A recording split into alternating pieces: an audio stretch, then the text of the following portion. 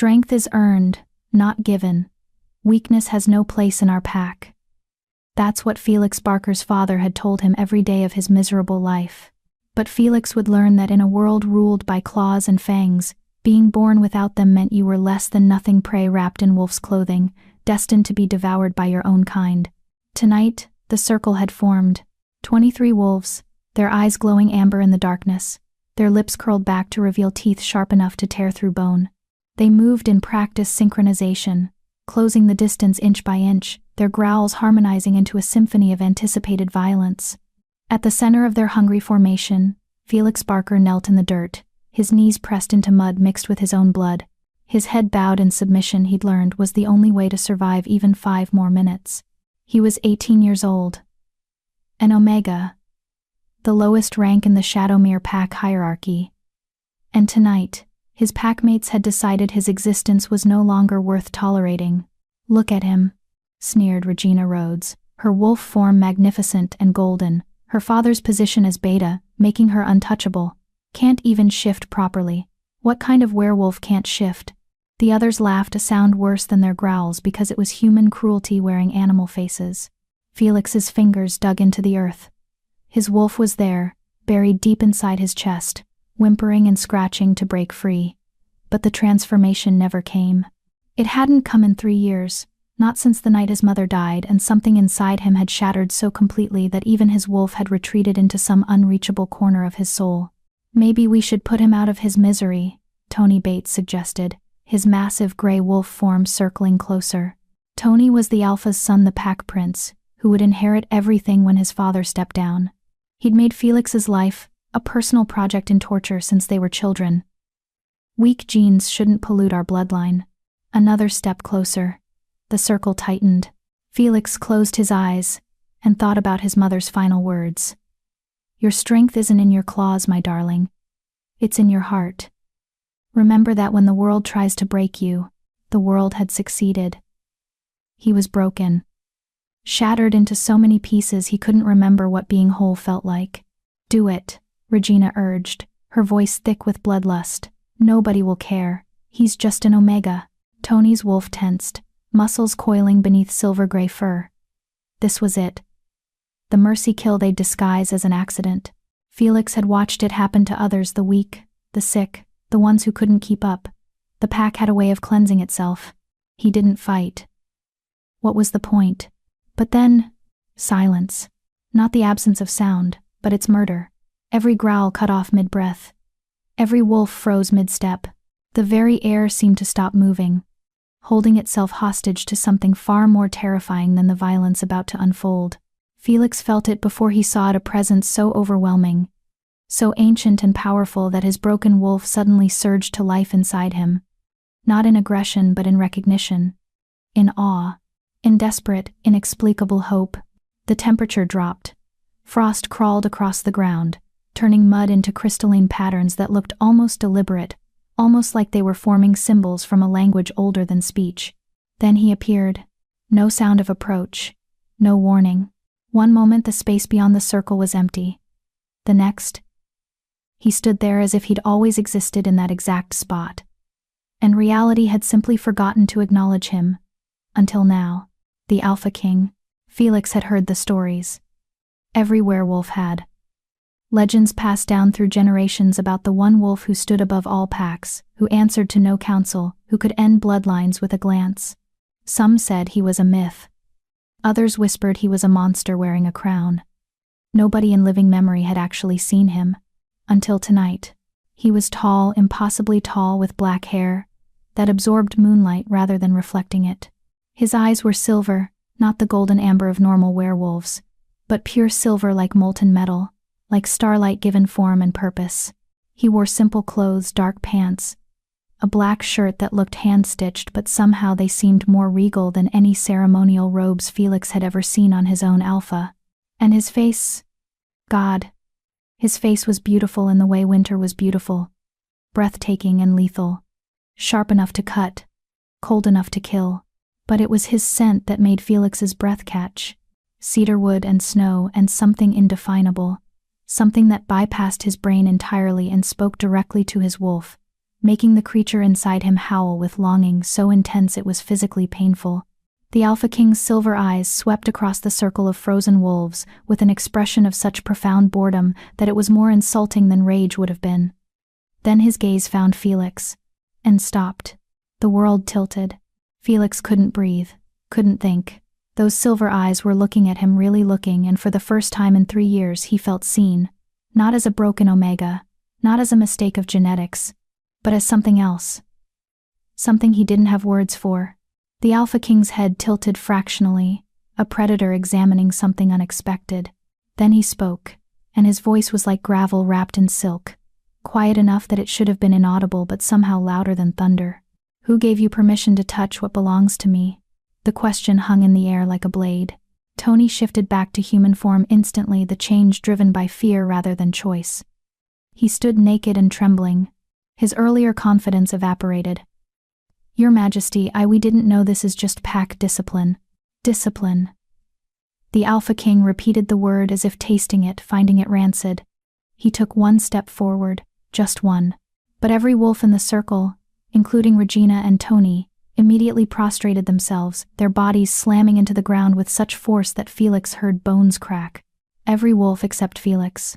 He tried to bow, tried to show submission, but his body wouldn't obey. He remained kneeling, his eyes locked on the Alpha King, against every instinct of self-preservation he possessed. The Alpha King's lips curved into something that might have been a smile on anyone else but looked like a promise of violence on him. Stand up, he said, and though his words were directed at Felix, his eyes never left Tony's prostrate form. Let me see what they were about to destroy. Felix's legs shook as he forced himself upright. Blood dripped from the cuts on his arms, his shirt was torn, and he knew he looked exactly like what he was, prey that had given up fighting. The Alpha King closed the distance between them in 3 strides. Suddenly he was there, inches away, so close that Felix could feel the cold radiating from his skin like winter-given flesh. A hand, elegant, long-fingered, deceptively gentle, reached out and gripped Felix's chin, tilting his face up into the moonlight. Those silver eyes examined every inch of Felix's face, with an intensity that felt like being unmade and remade simultaneously. What's your name?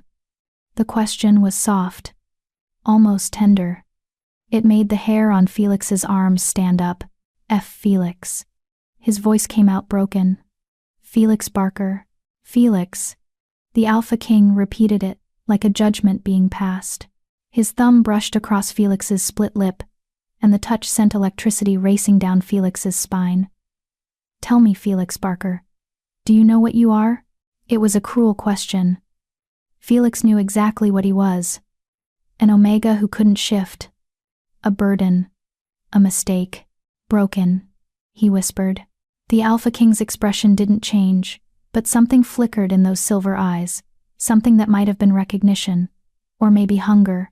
No, he said quietly. Not broken, incomplete. There's a difference.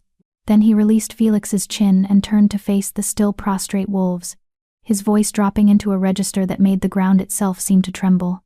This Omega is under my protection now. Anyone who touches him forfeits their life. Anyone who speaks against him forfeits their tongue. Anyone who even thinks violent thoughts in his direction will learn what it means to displease me. Are we understood? Silence. Then a chorus of terrified agreements. The Alpha King looked back at Felix, and this time his expression was unreadable. You're coming with me? Not a question, not a request, a fact. And as the Alpha King turned and began walking toward the forest's edge, something in Felix's chest that broken, a shattered thing that used to be his wolf, suddenly felt less like a wound and more like a door that had just been unlocked. He followed. He didn't know why. Didn't know what incomplete meant or why the most powerful werewolf in existence had just claimed him as property. But for the first time in 3 years, Felix Barker felt something other than pain. He felt the faintest, most fragile whisper of hope. Chapter 2. The Weight of Silver Eyes. The forest swallowed them whole. Felix stumbled through undergrowth that seemed to part for the Alpha King, but closed around Felix like accusatory fingers. Branches snagged his torn shirt. Roots conspired to trip him. Every few steps, he had to pause to catch his breath, his ribs screaming from where Tony had kicked him earlier. The Alpha King never looked back, never slowed. He moved through the darkness like he was part of it, his silhouette sharp against the moonlight filtering through the canopy. Felix had to half-jog to keep up, his lungs burning, his vision blurring at the edges. "Please," he finally gasped out, hating how weak he sounded. "I can't, I need to." The Alpha King stopped so abruptly that Felix nearly crashed into his back. Then he turned, and those silver eyes assessed Felix with the same clinical detachment a doctor might use to examine a patient, except there was something else lurking beneath the surface. Something that made Felix's wolf whimper and press against his rib cage. "You're injured." It wasn't a question. "I'm fine." The lie came automatically. Felix had been lying about his injuries for years. It was easier than admitting the truth. That he was always hurt. Always healing from the last attack. Always bracing for the next. The Alpha King's jaw tightened almost imperceptibly. "Don't insult my intelligence. I can smell your blood from a mile away." He closed the distance between them in 2 strides. And before Felix could process what was happening, strong hands gripped his waist and lifted him effortlessly into the air. "What are you?" Felix's protest died as the Alpha King shifted his hold, cradling Felix against his chest like he weighed nothing. "Be quiet." The command was soft but absolute. Felix's face burned with humiliation. He was 18 years old, not a child to be carried. But his body betrayed him, sagging against the Alpha King's chest with relief his pride refused to acknowledge. The cold radiating from the Alpha King's skin should have been uncomfortable, but instead it felt soothing against Felix's feverish injuries. And that scent cedarwood and snow, and something indefinable surrounded him completely now, making his wolf purr for the first time in 3 years. The Alpha King began walking again, his stride smooth and unhurried despite carrying Felix's weight. They moved deeper into the forest, away from Shadowmere Pack territory, away from everything Felix had ever known. "Where are you taking me?" Felix finally asked, his voice muffled against the Alpha King's shoulder. "Somewhere safe." "Safe from what?" "From them. From yourself." A pause. "From me, if necessary." That last part sent ice down Felix's spine. "Are you going to hurt me?" The Alpha King's arms tightened fractionally around him. "I'm going to do what needs to be done. Whether that hurts you depends entirely on how much truth you can handle." Felix didn't know how to respond to that. Instead, he focused on the rhythmic movement of the Alpha King's steps, the steady rise and fall of his chest, the way the moonlight painted silver highlights in his black hair. "You called me incomplete," Felix said quietly. "What did you mean?" "Exactly what I said.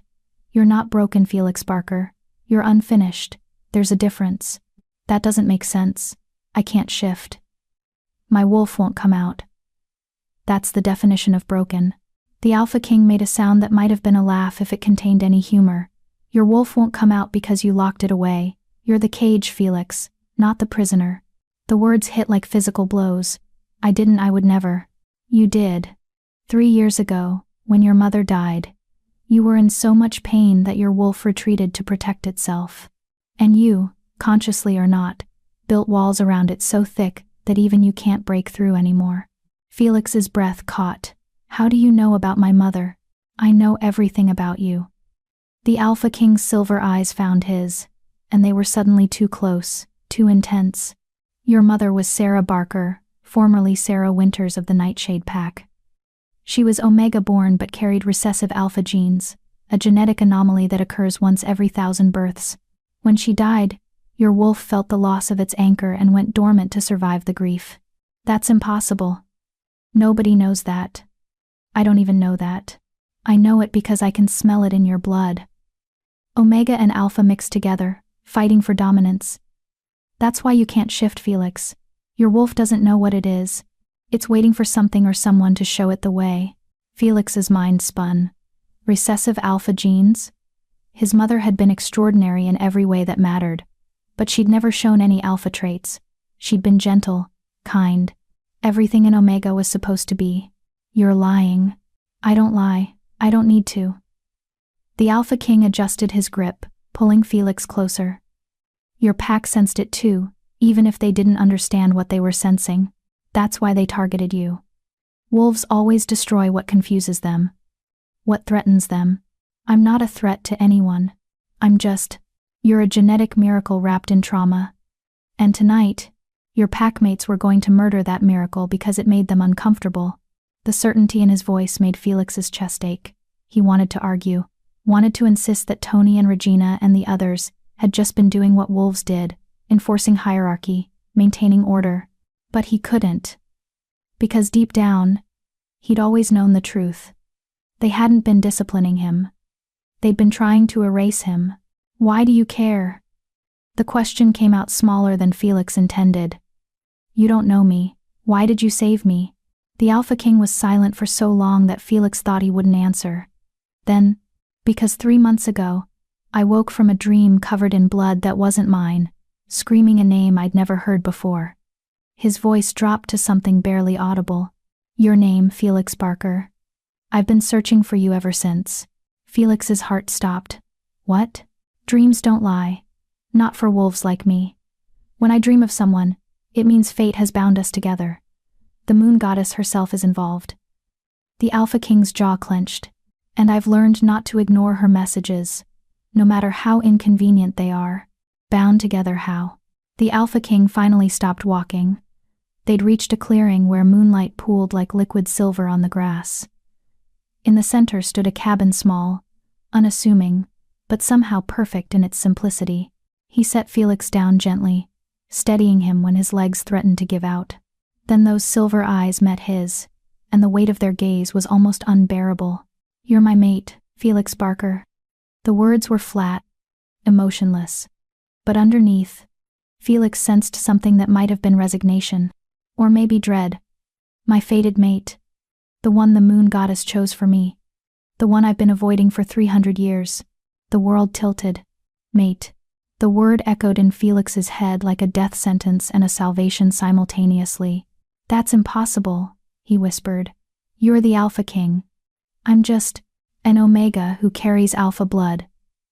A genetic paradox. The perfect balance to someone like me. The Alpha King's expression was unreadable. The moon goddess has a cruel sense of humor. Felix's wolf surged inside him, suddenly awake and desperate, clawing at the walls Felix had built. The word mate resonated through every cell in his body, making him ache with longing he didn't understand. But the Alpha King's face showed no joy. No relief. Only grim acceptance. You don't want me. It wasn't a question. Want has nothing to do with it. I need you. There's a difference.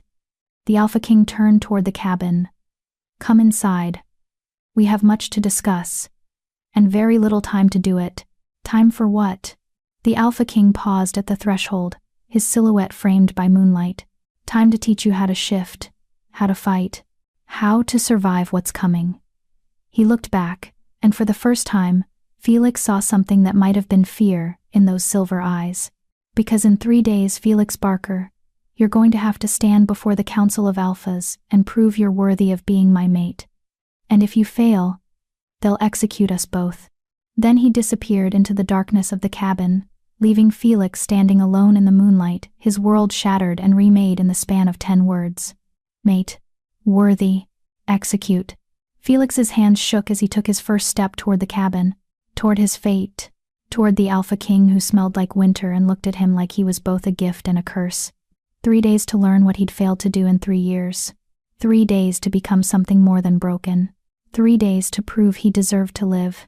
Felix Barker crossed the threshold, and the door closed behind him with the finality of a coffin lid.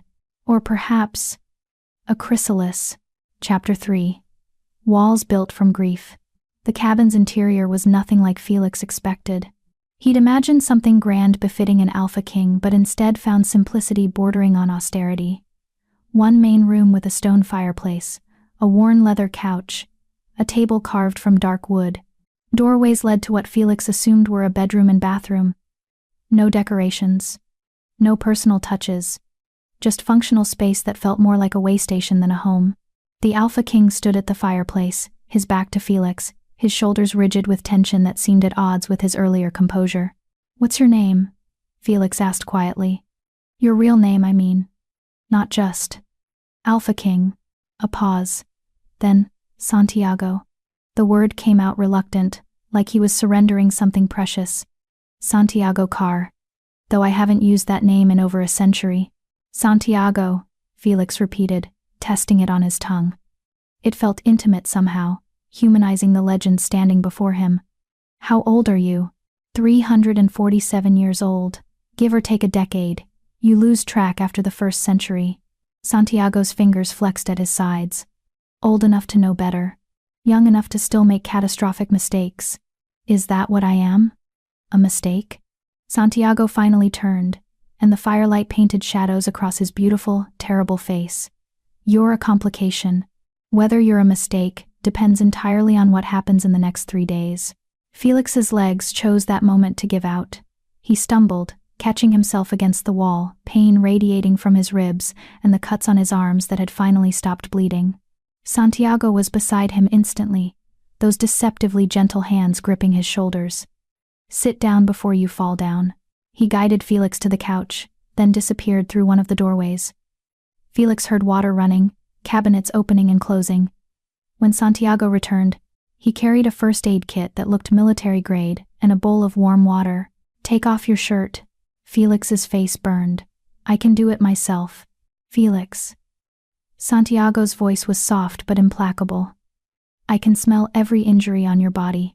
Smell the infection starting in the cuts on your back. Smell the internal bleeding from your broken ribs. Don't insult both of us by pretending you're fine. Shame twisted in Felix's gut, but he obeyed, peeling off his torn shirt with movements that made him hiss in pain. The fabric stuck to the wounds on his back fresh from tonight, layered over scars from previous attacks. Santiago's expression didn't change as he examined the damage, but Felix felt the temperature in the room drop several degrees. When he spoke, his voice was glacial. How long has this been happening? Does it matter? How long? Felix stared at his hands. 3 years. Since my mother died. Since I stopped being able to shift. 3 years. Santiago repeated it like a curse. He dipped cloth into the water and began cleaning Felix's wounds with surprising gentleness. And your Alpha allowed this. My Alpha is Tony's father. Felix trailed off. What could he say? That Alpha Derek had turned a blind eye? That pack hierarchy demanded the weak be cold? That Felix's existence had been tolerated only because his mother had once saved the Alpha's life? He allowed his son to torture you because you were Omega, because you couldn't defend yourself. Santiago's hands worked methodically, cleaning and disinfecting with practiced efficiency. Tell me, Felix, did you ever fight back?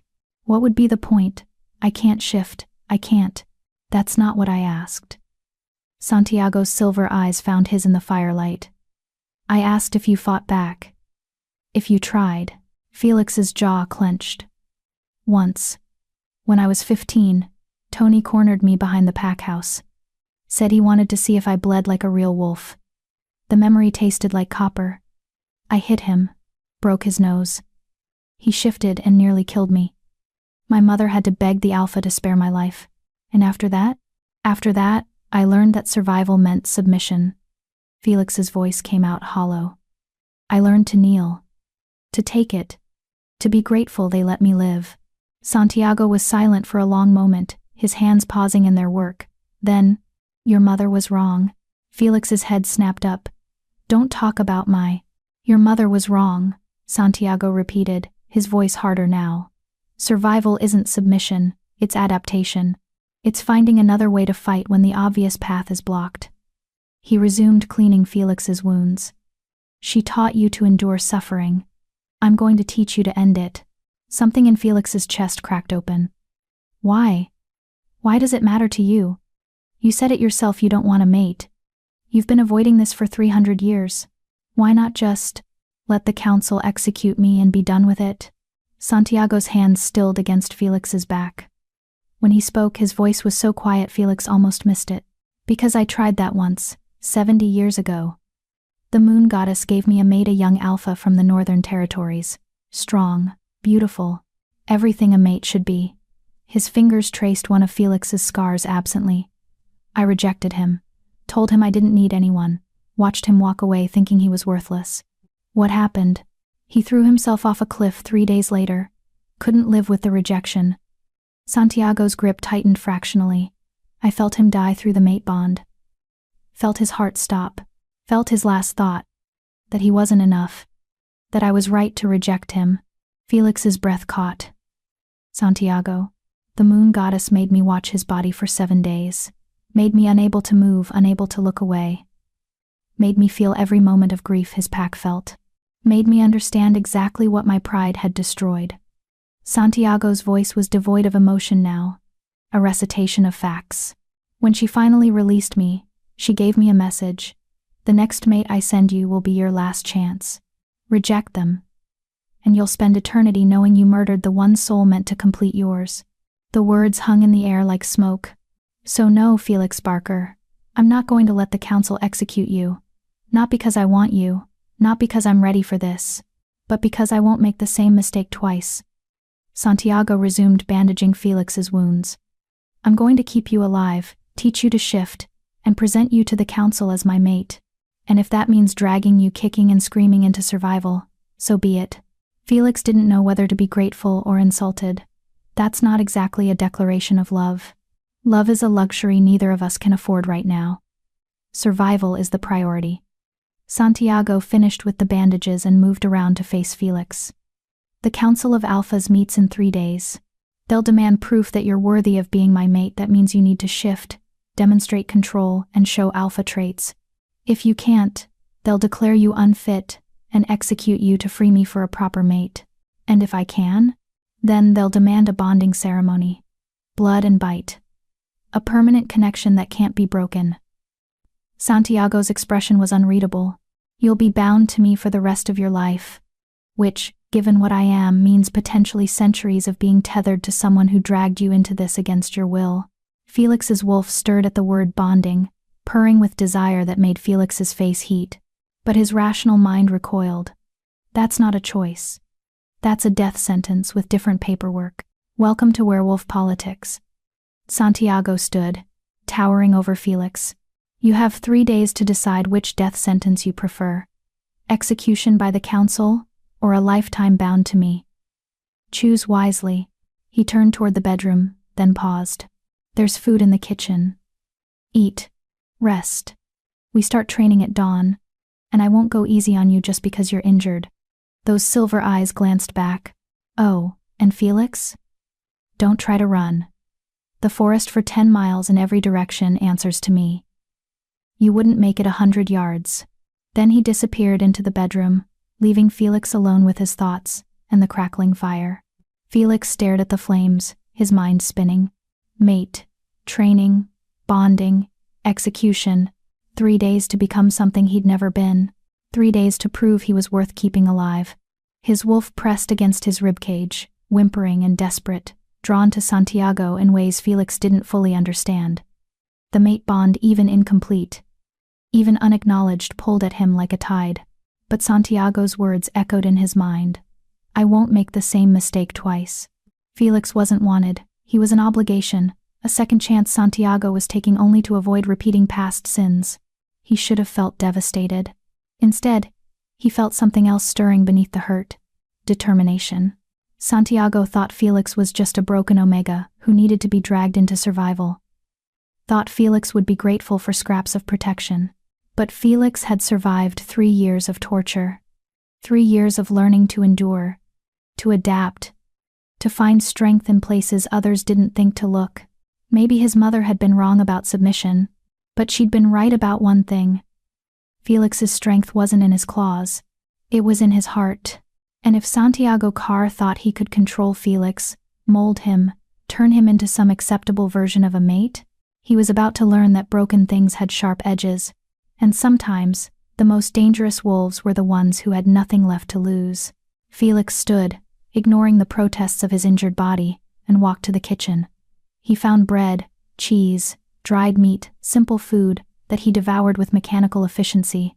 Then he made his way to the couch, lay down despite his body's complaints, and stared at the ceiling. 3 days. 3 days to shift. 3 days to become worthy. 3 days to decide if he wanted to survive on someone else's terms, or die on his own. Outside, the moon watched through the window, and Felix could have sworn he heard something that sounded like laughter. The moon goddess had made her move. Now it was Felix's turn. Chapter 4. forged in fire and fur. Dawn came too soon and too cold. Felix woke to hands gripping his shoulders, shaking him from dreams of silver eyes and ice. His body protested every movement, ribs screaming, cuts pulling against fresh bandages, muscles stiff from sleeping on the couch. Santiago stood over him, already dressed in dark training clothes, his expression impassive. Up, now. What time? Time doesn't matter. Movement does. Santiago pulled Felix to his feet, with no consideration for his injuries. You have 3 days to achieve what you've failed to do in 3 years. We're not wasting a single minute. Felix stumbled, catching himself against the couch. His mouth tasted like copper and exhaustion. What you need is to shift. Everything else is secondary. Santiago tossed a bundle of clothes at him. Change. Meet me outside in 5 minutes. If you're late, I start without you, and you can watch from the ground. He disappeared through the door, leaving Felix alone with clothes that smelled like cedarwood and the impossible task ahead. 5 minutes later, Felix emerged into morning mist so thick it looked like the forest was breathing ghosts. Santiago stood in the clearing's center, his posture relaxed but radiating the kind of readiness that came from centuries of combat. Tell me what happens when you try to shift, Santiago said without preamble. Felix wrapped his arms around himself against the cold. I feel my wolf. It's there. But when I reach for it, there's a wall, like glass. I can see through it, but I can't break it. Not glass. Fear. Santiago began circling him slowly. You built that wall the night your mother died. Your wolf tried to emerge, tried to grieve, and the pain was so intense that you locked it away to survive. I didn't choose. You did. Subconsciously, yes. But you made a choice. Control the pain by controlling the wolf. And now you've forgotten how to let go. Santiago stopped in front of him. Shifting isn't about force, Felix. It's about surrender. I've tried surrendering. I've tried everything. No. You've tried forcing the wall down. That's not the same thing. Santiago's silver eyes bore into him. The wall isn't your enemy. It's your creation, your protection. You have to choose to dismantle it, brick by brick. And that means facing everything you locked away with it. Felix's stomach churned. The grief, the pain, all of it, every moment you've been running from. Santiago's voice softened fractionally. I'm not going to lie to you, Felix. This is going to hurt. But pain is temporary. Transformation is permanent. And if I can't do it, then the council executes you in 3 days, and I spend the rest of eternity knowing I failed twice. Santiago's jaw clenched. So you're going to do it. Because failure isn't an option I'm willing to entertain. He moved closer, and suddenly his hand was on Felix's chest, directly over his heart. Close your eyes. Felix obeyed, hyper-aware of Santiago's touch, of the cold seeping through his shirt, of his own heartbeat thundering against Santiago's palm. Find your wolf. Don't reach for it, just acknowledge it's there. Felix breathed slowly, searching inside himself. There, that familiar presence, whimpering and curled tight behind the wall he'd built. His wolf, trapped and terrified and so desperately lonely it made Felix's throat close. I feel it. Good. Now tell it you're sorry. Felix's eyes snapped open. What? You heard me. Apologize to your wolf for locking it away. For punishing it, because you couldn't handle your grief. Santiago's expression was unreadable. You're not two separate beings, Felix. You're one soul in 2 forms. And you've been at war with yourself for 3 years. It's time to negotiate peace. The words felt absurd. Apologizing to himself? To a part of him that was just instinct and fur? But Santiago's hand remained steady over his heart, and those silver eyes demanded obedience. Felix closed his eyes again, found his wolf, and for the first time in 3 years he didn't try to force anything, he just spoke. I'm sorry. The words echoed in the space between his human mind and animal soul. I'm sorry I locked you away. I'm sorry I was scared. I'm sorry I blamed you for something that wasn't your fault. His wolf whimpered, pressing against the wall. I know you were grieving too. I know you missed her. I know you were trying to help, and I pushed you away because I couldn't face the pain. Something in the wall cracked small, barely perceptible, but there. I'm sorry I made you feel unwanted, unloved, like you were the problem. Another crack, wider this time. Felix's breath hitched. His wolf was responding, cautiously uncurling, testing the sincerity of his words. Keep going, Santiago murmured. You're breaking through. I need you, Felix thought desperately. I need you to come back. I can't do this alone anymore. Please, I'm ready. I'm ready to feel everything I've been running from if it means we can be whole again. The wall shattered. Pain exploded through Felix's body, not physical, but emotional. 3 years of suppressed grief hit him like a tsunami. His mother's face, her final words, the funeral where he'd stood dry-eyed and empty, the nights he'd wanted to scream but couldn't make a sound, the loneliness, the fear, the certainty that he'd never be whole again. He collapsed, but Santiago caught him, lowering him to the ground with surprising gentleness. Breathe through it, Santiago ordered. Don't fight it. Let it pass through you. Felix gasped, tears streaming down his face, his body shaking with sobs he'd held back for 3 years. His wolf surged forward, no longer whimpering but howling a sound of such profound loss that Felix understood. Finally, that they'd both been grieving, both been broken, both been waiting for permission to feel. Santiago's hand never left his chest, an anchor in the storm. That's it. Let it out. All of it. Felix cried until his throat was raw, until his eyes burned, until the grief finally crested and began to recede like a tide pulling back from shore. And in its wake, he felt something new. Space. His wolf wasn't pressed against a wall anymore. It was right there, accessible, present, still cautious, still hurt, but no longer trapped. Now, Santiago said quietly, call it forward. Not with force, with invitation. Felix closed his eyes and reached for his wolf, not grabbing, but extending, offering, opening himself to the transformation he'd feared for so long. His wolf hesitated. Then, slowly, it began to rise. Pain lanced through Felix's bones, different from before, physical, real, the pain of a body remembering how to change. Don't stop, Santiago commanded. This is the hardest part. Push through. Felix gritted his teeth as his bones began to shift, to reshape. His hands cramped, fingers lengthening into claws. His spine curved, vertebrae popping and realigning. Fur erupted across his skin like wildfire. He screamed the sound, morphing mid-cry from human to animal. And then he was there. 4 paws on the ground, fur silver-gray like moonlight, a tail, ears that swiveled toward every sound. His vision sharper, his sense of smell overwhelming, his body strong and whole in ways he'd forgotten were possible. He'd shifted. After 3 years, Felix Barker had finally shifted. His wolf form was smaller than most omega-sized, but it was his. Real.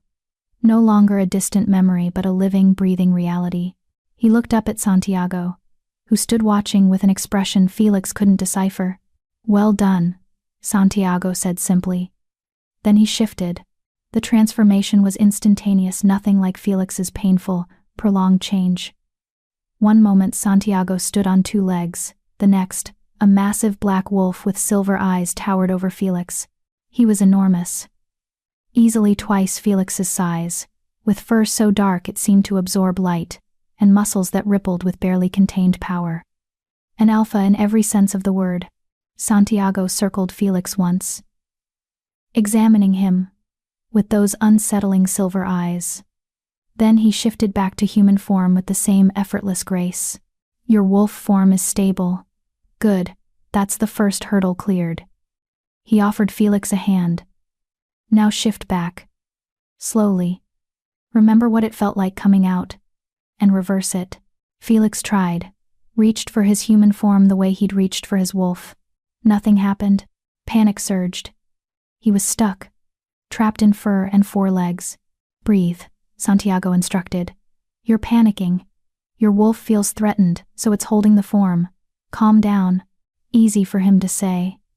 Felix's heart hammered against his ribs. Santiago knelt, bringing himself to eye level with Felix's wolf. Listen to me. You're in control. Not your wolf. You. Choose to shift back. Choose your human form. Don't ask. Command.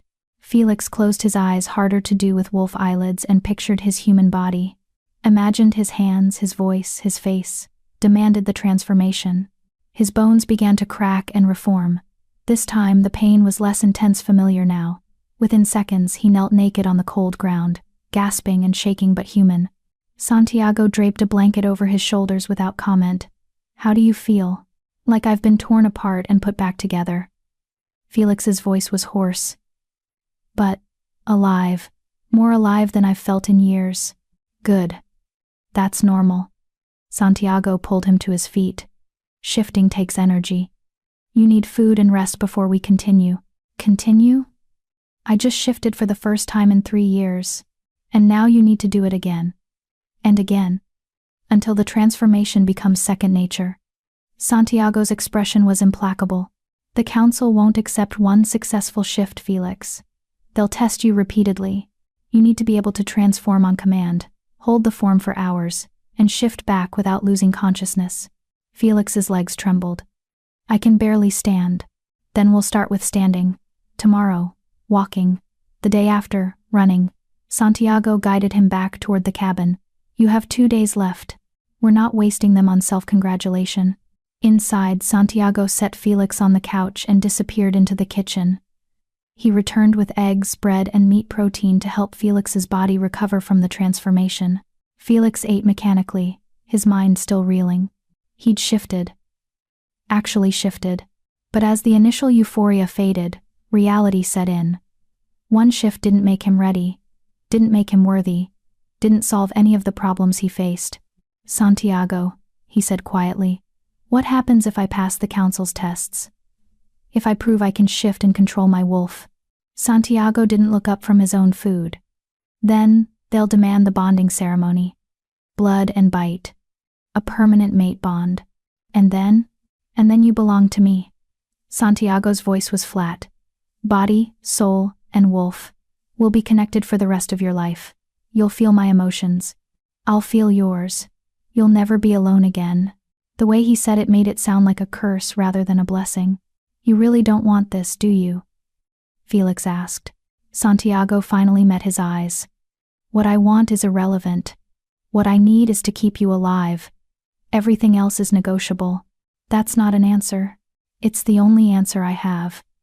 Santiago stood, taking his empty plate to the sink. "Rest. We train again in 2 hours. Your body needs to acclimate to shifting."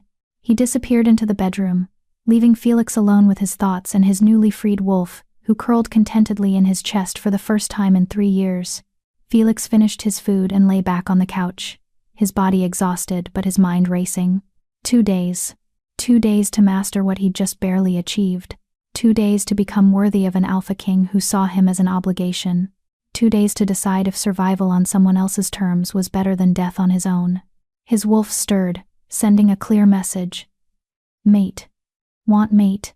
Felix closed his eyes against the longing that surged through him, his wolf's instinct overriding his human doubts. The mate bond was already forming, invisible threads connecting him to Santiago whether either of them wanted it or not. And Felix had the terrifying suspicion that by the time the council convened, he wouldn't just be fighting for survival. He'd be fighting for something far more dangerous. A bond that could save him or destroy him. With an alpha king who had already failed one mate, and refused to fail another. Chapter 5. The breaking before dawn. The next 48 hours were a study in controlled suffering. Santiago drove Felix like a man possessed, which Felix supposed he was. Possessed by the memory of a mate who'd thrown himself off a cliff. Possessed by the determination to not repeat that failure, no matter the cost. And the cost was Felix's body, pushed beyond every limit he thought he had. Shift, hold, shift back. Repeat. By the end of the first day, Felix had transformed 17 times. His bones ached from constant reformation. His muscles screamed from holding wolf form for progressively longer periods. He vomited twice from the energy depletion, and Santiago simply handed him water and commanded him to do it again. "The council won't care that you're exhausted," Santiago said, his voice devoid of sympathy. "They'll test you until you break or prove you're unbreakable. Which do you want to be?" So Felix shifted again. And again. And again. By the second day, something changed. The transformations became smoother, faster.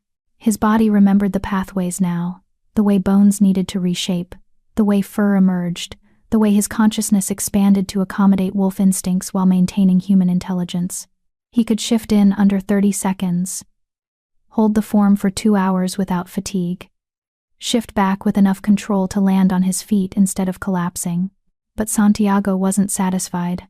"You're technically proficient," he said as Felix stood panting in human form after his 23rd shift of the day, "but you're not dominant. The council will see you as well-trained, not powerful. That's not enough." "I'm an Omega," Felix snapped, frustration bleeding through exhaustion. "I'll never be dominant. That's not how genetics work. Your genetics are a paradox. Omega and Alpha mixed. You said it yourself. You felt it when you apologized to your wolf." Santiago circled him like a predator evaluating prey. "Your wolf has been submissive because you believed you were weak. But belief shapes reality in ways you don't understand yet. So what? I'm supposed to just decide I'm an alpha and suddenly become one? No.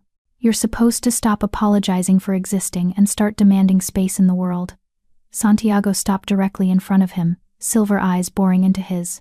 "Every time you shift, you do it like you're asking permission. Like you're grateful your wolf deigns to emerge. That's victim mentality, Felix. And victims don't survive the council." The words stung because they were true.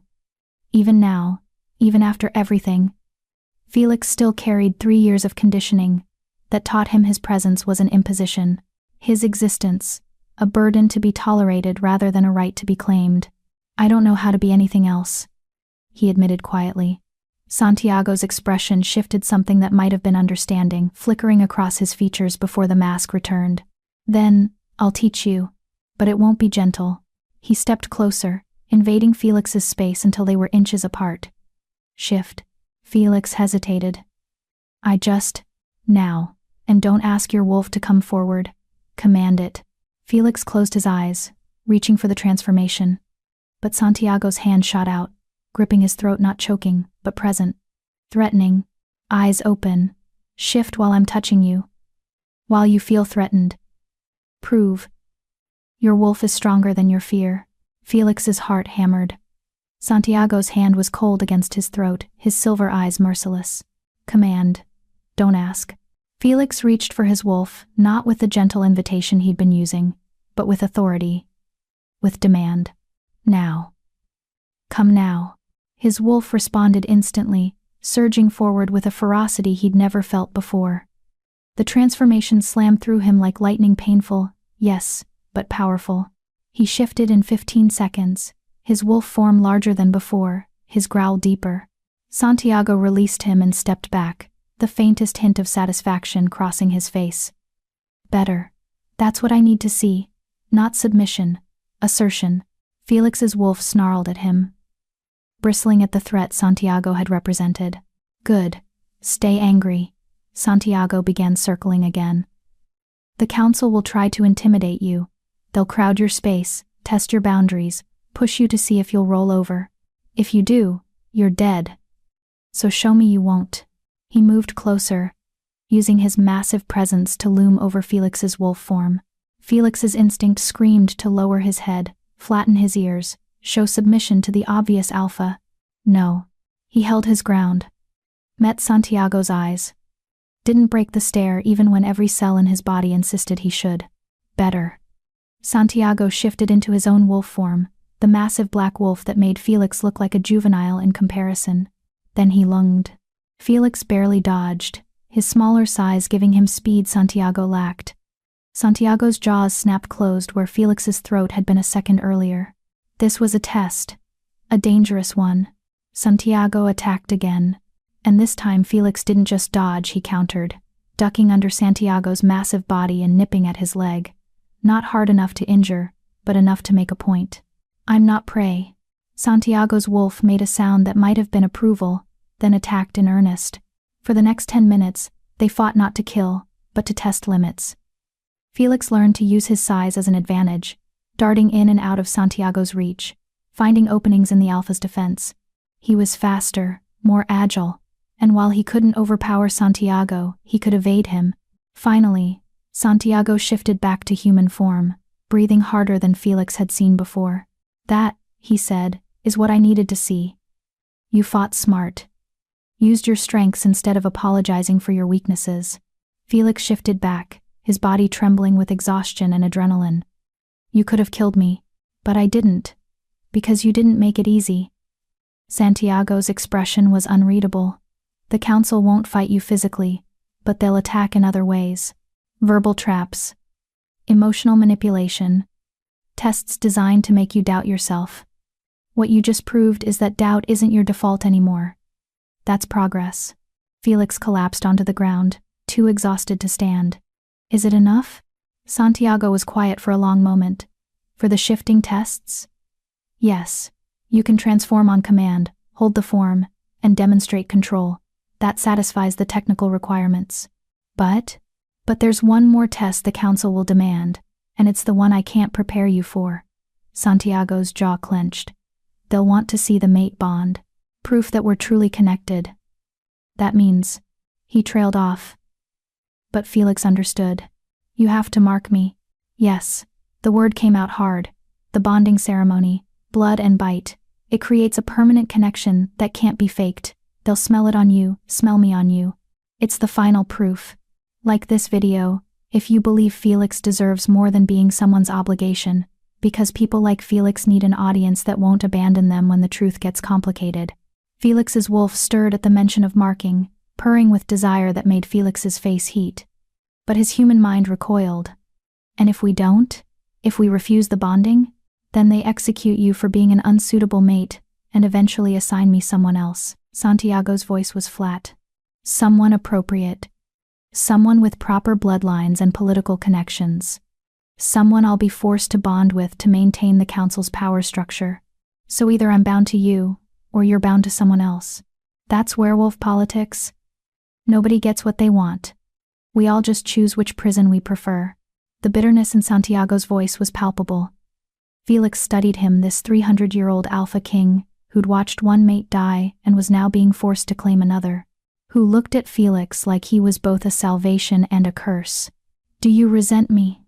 Felix asked quietly. "For being your mate?" Santiago didn't answer immediately.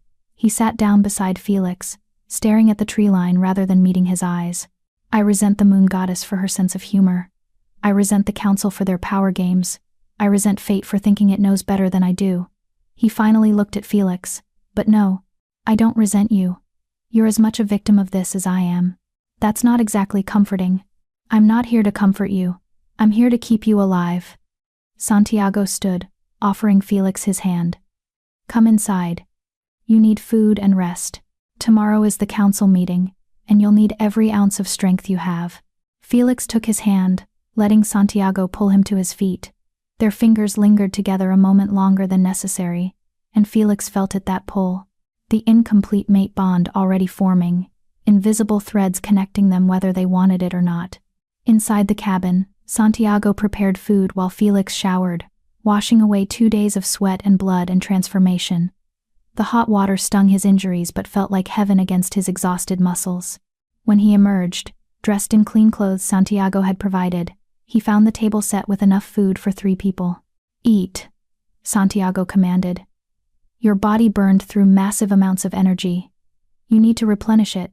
They ate in silence, the only sound the crackling fire and the clink of silverware against plates. Finally, Felix couldn't take it anymore. "What happens after?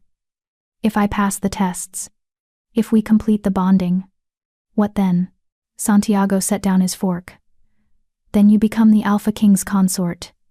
You'll live in the royal territory, have a title, responsibilities, protection. And you?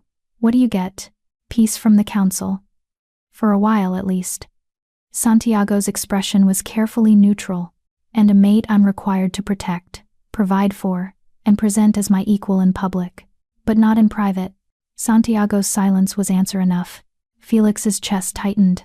This was his future if he survived tomorrow. A political arrangement disguised as a mate bond. Protection without affection, connection without love. "I want to ask you something," Felix said quietly. "And I want an honest answer, if I can give it. Your first mate. The one who died. Did you love him? Santiago's hands clenched into fists on the table. For a long moment, Felix thought he wouldn't answer. Then, I don't know. I never gave myself the chance to find out. His voice was rough. I looked at him and saw obligation. Saw my freedom ending. Saw the council winning. So I pushed him away before I could feel anything real. And now? With me? Now I know better than to make the same mistake. Santiago met his eyes, and the raw honesty there was almost painful. I won't love you, Felix. I can't afford to. Love makes you vulnerable, makes you weak. But I will keep you safe. I will honor the bond. I will give you everything you need except my heart. The words should have hurt more than they did. But Felix had learned long ago not to expect love from people who saw him as a burden. That's enough, Felix lied. I don't need your love. I just need to survive. Santiago nodded, accepting the lie because it was easier than the truth. They finished eating in heavy silence. Later, as Felix lay on the couch trying to sleep, he heard Santiago's voice from the bedroom so quiet he almost missed it. I'm sorry. Felix didn't answer. Didn't acknowledge he'd heard. But his wolf curled around the words like they were precious, tucking them away in the space where hope lived. Tomorrow, the council would convene. Tomorrow, Felix would prove he was worthy or die trying. Tomorrow his fate would be sealed, bonded to an alpha king who refused to love him, or executed for being insufficient. Either way, his old life was over. Felix Barker, the broken Omega who couldn't shift, was already dead. What emerged tomorrow would be something new. Something forged in pain and determination and the desperate need to survive. Something that deserved to exist, whether anyone else believed it or not. His wolf hummed agreement, and for the first time in 3 years, Felix wasn't alone in the dark. He had himself, and tomorrow, he'd prove that was enough. Chapter 6. Trial by Silver Eyes. The council hall stood like a monument to werewolf supremacy, ancient stone carved with symbols from 1,000 bloodlines, towering pillars that seemed to scrape the sky, and an entrance guarded by wolves whose eyes tracked Felix with predatory interest. Santiago walked beside him, close enough that their shoulders nearly touched but careful not to make contact. He'd dressed Felix in formal clothes, black pants, a silver shirt that matched Santiago's eyes, and a jacket embroidered with subtle patterns that Felix didn't recognize but suspected were significant. Keep your head up, Santiago murmured, as they approached the entrance. Don't show submission unless I explicitly command it. The council respects strength, not humility. Felix's wolf stirred nervously in his chest. He'd shifted 3 times this morning to prove he could still do it, and each transformation had been smooth. But that didn't stop his hands from trembling. The guards stepped aside without a word, and Santiago led Felix into a circular chamber so vast, it seemed impossible the building could contain it. 12 thrones arranged in a perfect circle, each occupied by an alpha radiating power that made the air feel thick. Their eyes gold, amber, silver, even one set of pale blue, all focused on Felix with varying degrees of contempt, curiosity, and calculation. At the chamber's center stood a raised platform. Santiago guided Felix toward it, then stepped back, leaving Felix exposed under the weight of 12 ancient gazes. Alpha King Santiago Carr. The voice came from directly across the circle, a woman with iron-gray hair and eyes like molten gold. You've called this emergency session to present your mate. We're eager to meet them. The way she said, eager, made it sound like a threat. Santiago inclined his head with the bare minimum of respect. Council Head Rosalie Price. I present Felix Barker, my fated mate chosen by the moon goddess herself.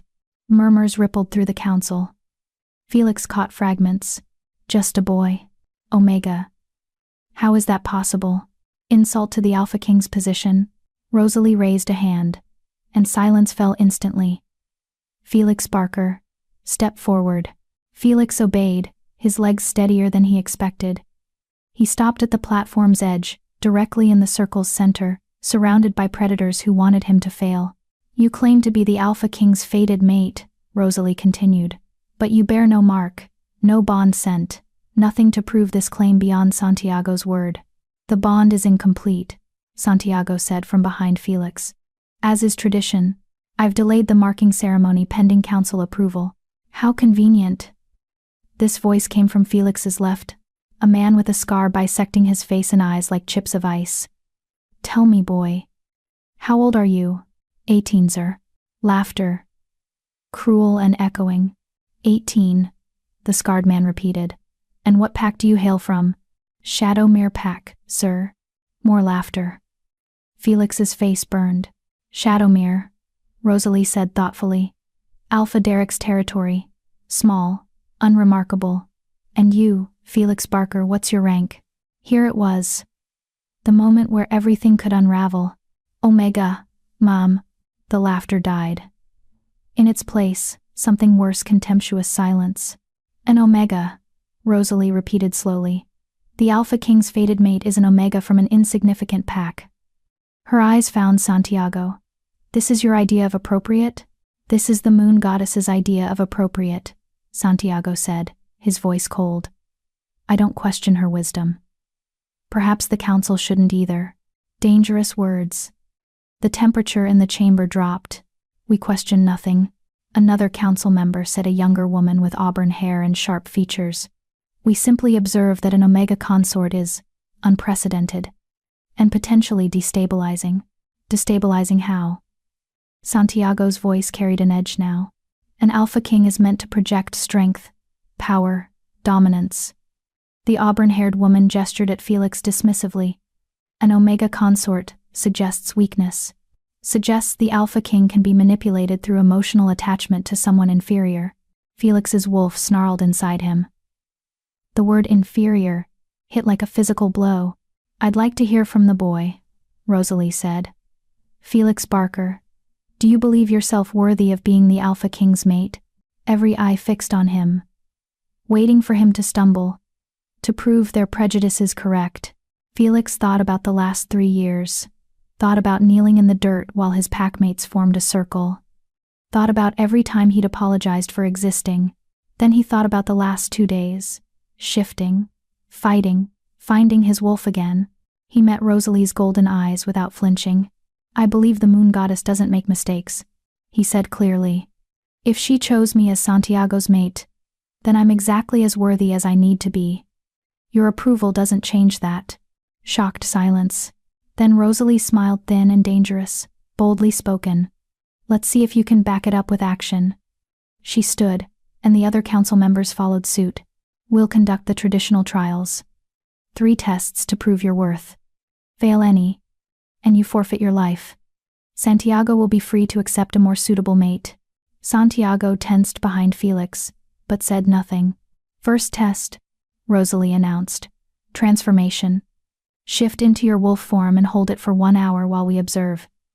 Any sign of instability, loss of control, or premature reversion counts as failure." Felix's heart hammered. 1 hour was longer than he'd held the form during training, but Santiago had pushed him to 45 minutes yesterday. He could do this. He closed his eyes, reached for his wolf, not asking, but commanding. Now, the transformation slammed through him in 20 seconds, bones cracking, reshaping, fur erupting, his consciousness expanding to accommodate both human intelligence and wolf instincts. When he opened his eyes, he stood on 4 paws, his silver-gray fur catching the chamber's light.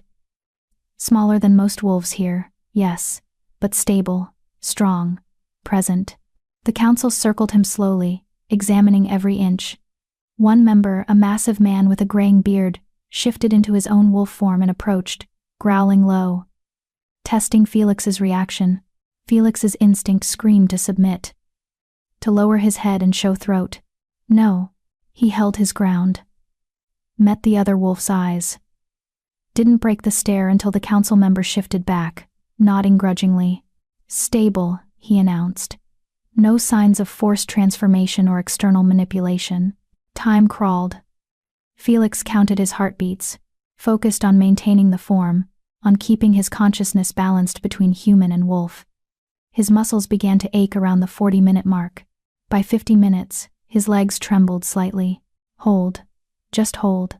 Santiago's scent washed over him, cedarwood and snow, and something that made his wolf purr despite the tension. Felix glanced toward him and found those silver eyes watching intently, a barely perceptible nod of encouragement. Hold. 60 minutes. 1 hour exactly. Sufficient. Rosalie declared. Shift back. Felix reached for his human form, reversed the transformation with control he'd learned through 2 days of relentless practice. Within 30 seconds, he stood on 2 legs again, breathing hard but steady.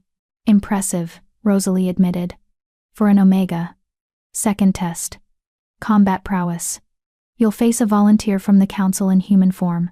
No killing blows, but everything else is permitted. Last one standing wins. The scarred man from earlier stepped forward, a predatory grin splitting his face. I volunteer. He was massive, easily twice Felix's size, with muscles that spoke of centuries of combat experience. Felix was 18, untrained in formal fighting, still recovering from injuries. This wasn't a test. It was an execution with extra steps. Council member Stan Mills, Santiago said quietly, his voice tight with barely controlled rage. Perhaps someone more age-appropriate would be fairer. Fair? Stan laughed. Life isn't fair, Alpha King. If the boy can't defend himself against a real threat, he'll be a liability. Better we discover that now. Santiago's hands clenched into fists, but he couldn't intervene. Council rules were absolute during trials.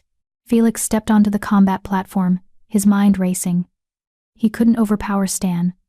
Couldn't outmuscle him. But Santiago had taught him something in their sparring sessions. Size wasn't everything. Fight smart. Use your strengths. Stan circled him slowly, evaluating. Nothing personal, boy. Just business. Then he attacked. Stan moved fast for his size, but Felix was faster. He ducked under the first punch, rolled away from the second. Stan's fist cratered the stone where Felix's head had been a moment before. Felix couldn't trade blows. One hit would end him. So he did what he'd learned to do as an Omega.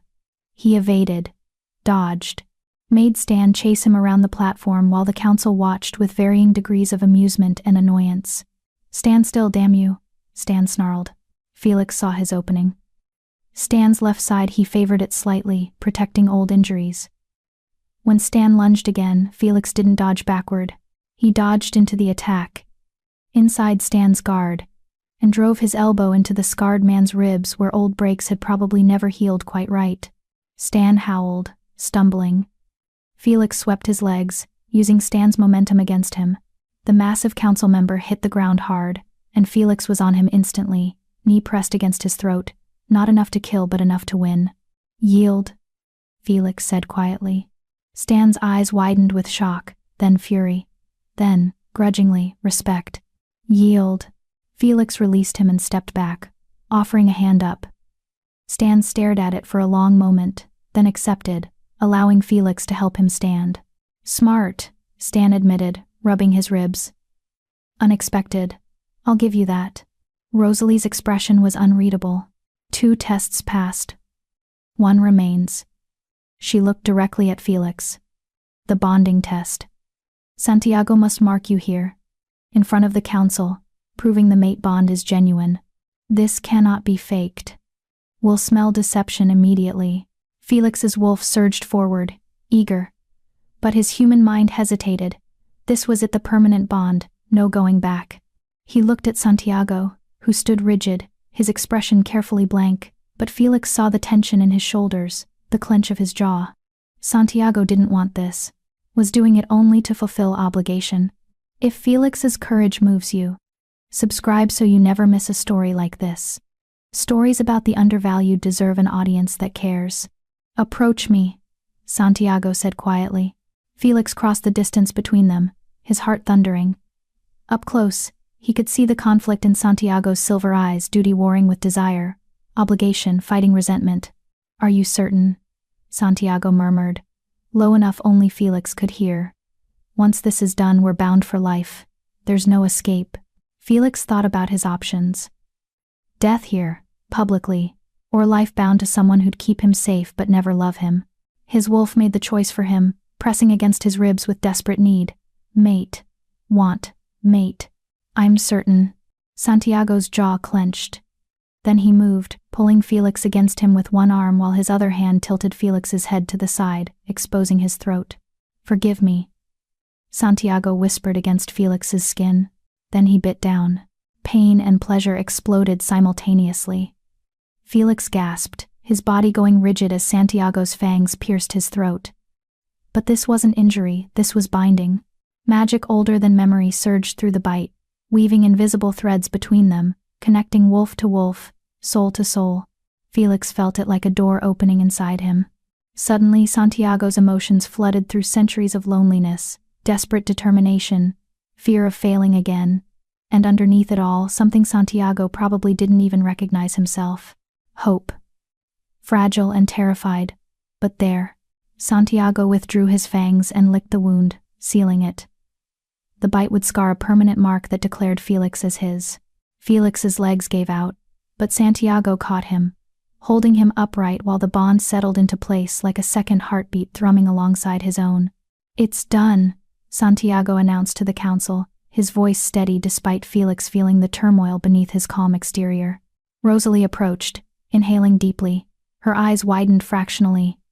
"The bond is genuine. More than that, it's strong. Stronger than expected." The other council members murmured agreement. Some grudging, some surprised. "Very well." Rosalie returned to her throne. "Felix Barker, you've passed all 3 trials. The council acknowledges you as Santiago Carr's fated mate and consort to the Alpha King. You have our protection and our—" She paused.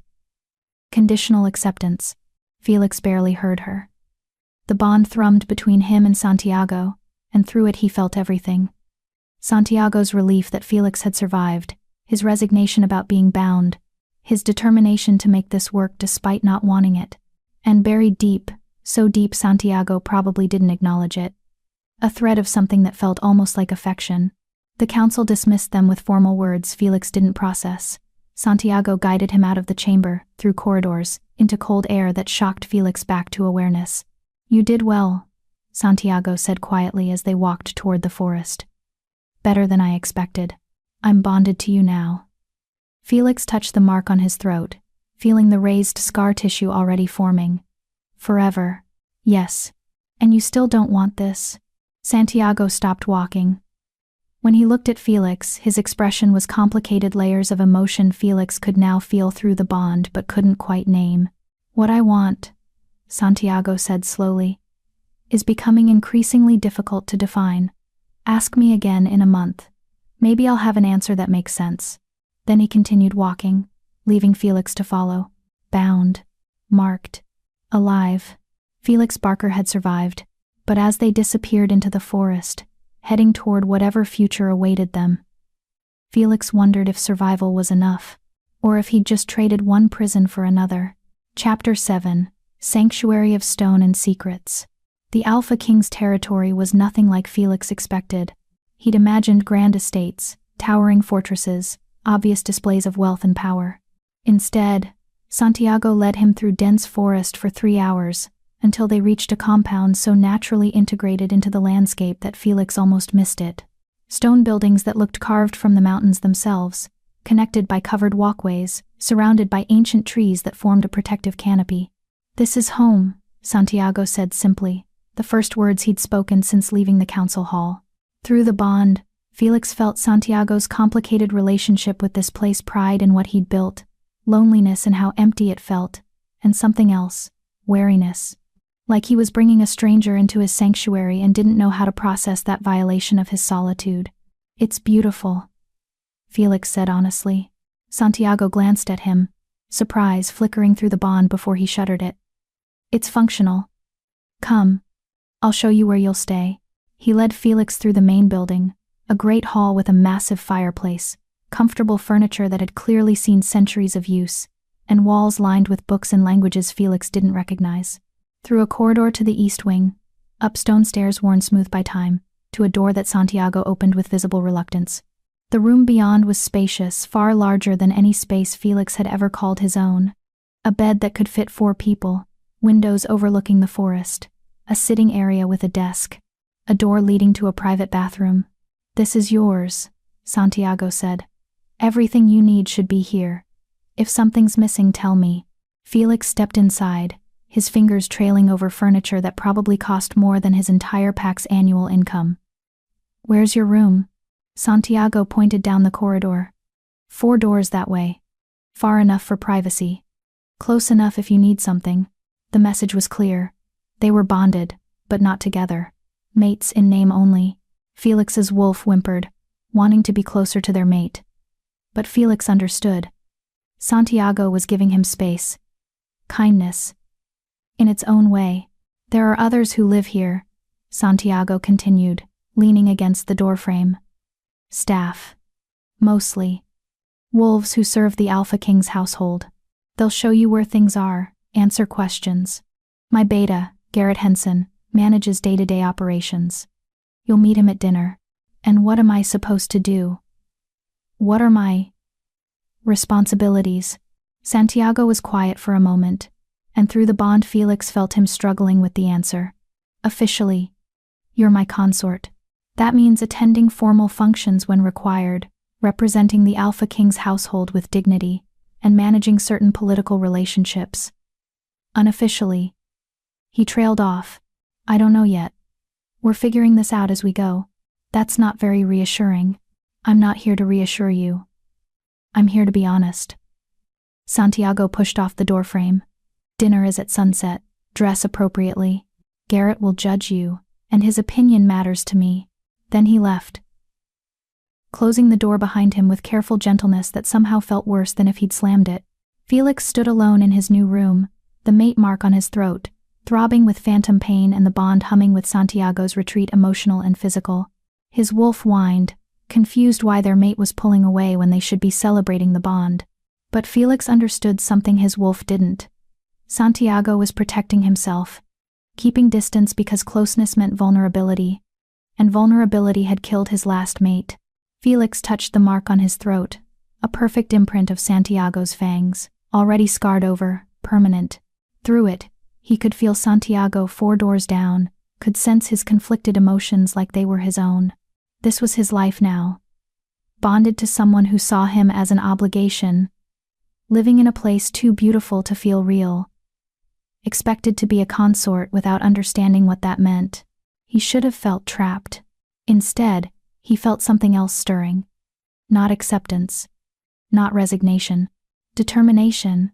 Santiago thought this would be a political arrangement, thought he could keep walls up, maintain distance, treat Felix like a duty to be fulfilled. But the mate bond didn't work that way. Felix could feel Santiago's emotions now, could sense the cracks in his armor, could feel that buried thread of hope Santiago refused to acknowledge. And Felix had survived 3 years of torture by being adaptable, by finding strength in unexpected places. Maybe his strength here wasn't in forcing Santiago to care about him. Maybe it was in being patient enough to let Santiago discover he already did. Dinner was an exercise in controlled awkwardness. Felix, dressed in clothes he found in the wardrobe. Someone had apparently stocked it while they were at the council, and made his way to the dining hall. A long table set for 3. Santiago at the head, a stranger to his right, and an empty seat to his left clearly meant for Felix. The stranger stood as Felix entered, a man in his 40s with sandy hair, sharp brown eyes, and a presence that radiated competence. He assessed Felix with the thoroughness of someone evaluating a potential threat. Felix Barker, he said, his voice neutral.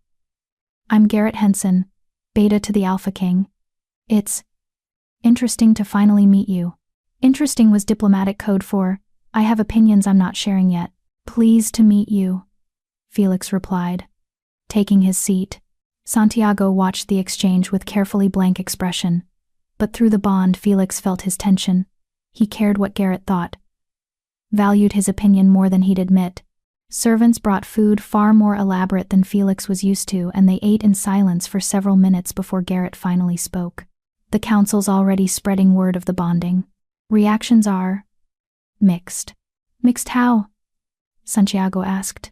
Some see it as proof of your commitment to tradition, accepting the moon goddess's choice regardless of politics. Others see it as weakness, choosing an omega over a strategic alliance.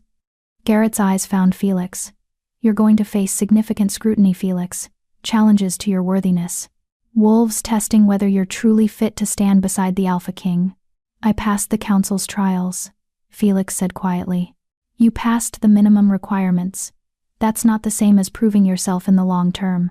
Garrett's expression wasn't unkind, just realistic. People will test you. Push boundaries. Try to make you fail so they can claim the bond was a mistake. Let them try, Felix said, surprised by the steel in his own voice.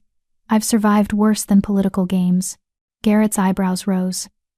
Through the bond, Felix felt Santiago's surprise too, and something that might have been approval. Have you? Garrett leaned back, studying Felix. Tell me, what did you survive? So Felix told them. Not everything, some wounds were too private, but enough. 3 years of being the pack's punching bag. Learning to endure because fighting back meant death. The night in the clearing when they'd formed the circle. The constant reminder that his existence was tolerated, not valued. By the end, Garrett's expression had shifted from skepticism to something more complicated. That explains it, he said quietly. Explains what? Felix asked. Why Santiago chose you? Garrett looked at the Alpha King. You don't want someone weak. You want someone who's already been broken and put themselves back together. Someone who won't shatter the first time things get difficult. Santiago's jaw clenched. Through the bond, Felix felt his discomfort at being read so accurately. Felix stays because the moon goddess willed it, Santiago said. Everything else is irrelevant. Keep telling yourself that, Garrett replied, but his tone was fond rather than challenging. He turned back to Felix. Welcome to the Alpha King's household, Felix Barker. I suspect you'll make things very interesting around here. After dinner, Garrett excused himself, leaving Felix alone with Santiago in the great hall. The fire crackled. The silence stretched. He likes you, Santiago said finally. Garrett doesn't approve easily. Does his approval matter? Yes. He's been with me for 90 years. His judgment is sound. Santiago stared into the flames. He's also right about the challenges you'll face. The bond makes you a target. Every wolf with political aspirations will see you as the weakness they can exploit to get to me. Then teach me not to be weak. Santiago looked at him, silver eyes unreadable. I thought I did. 2 days of training taught me to shift and fight physically. But you said it yourself. Wolves attack in other ways. Verbal traps, emotional manipulation, political games. Felix stood, moving closer to Santiago. If I'm going to survive here, I need to understand this world, and you're the only one who can teach me. Through the bond, Felix felt Santiago's internal struggle, the desire to keep distance warring with the recognition that Felix was right. You're asking me to let you closer, Santiago said slowly. To spend time together beyond obligation. I'm asking you to prepare me for the reality I'm facing.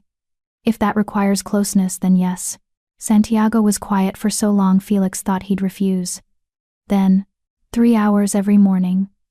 I'll teach you pack politics, council dynamics, how to read power structures, and navigate social hierarchies. But his eyes hardened. This is education, not courtship.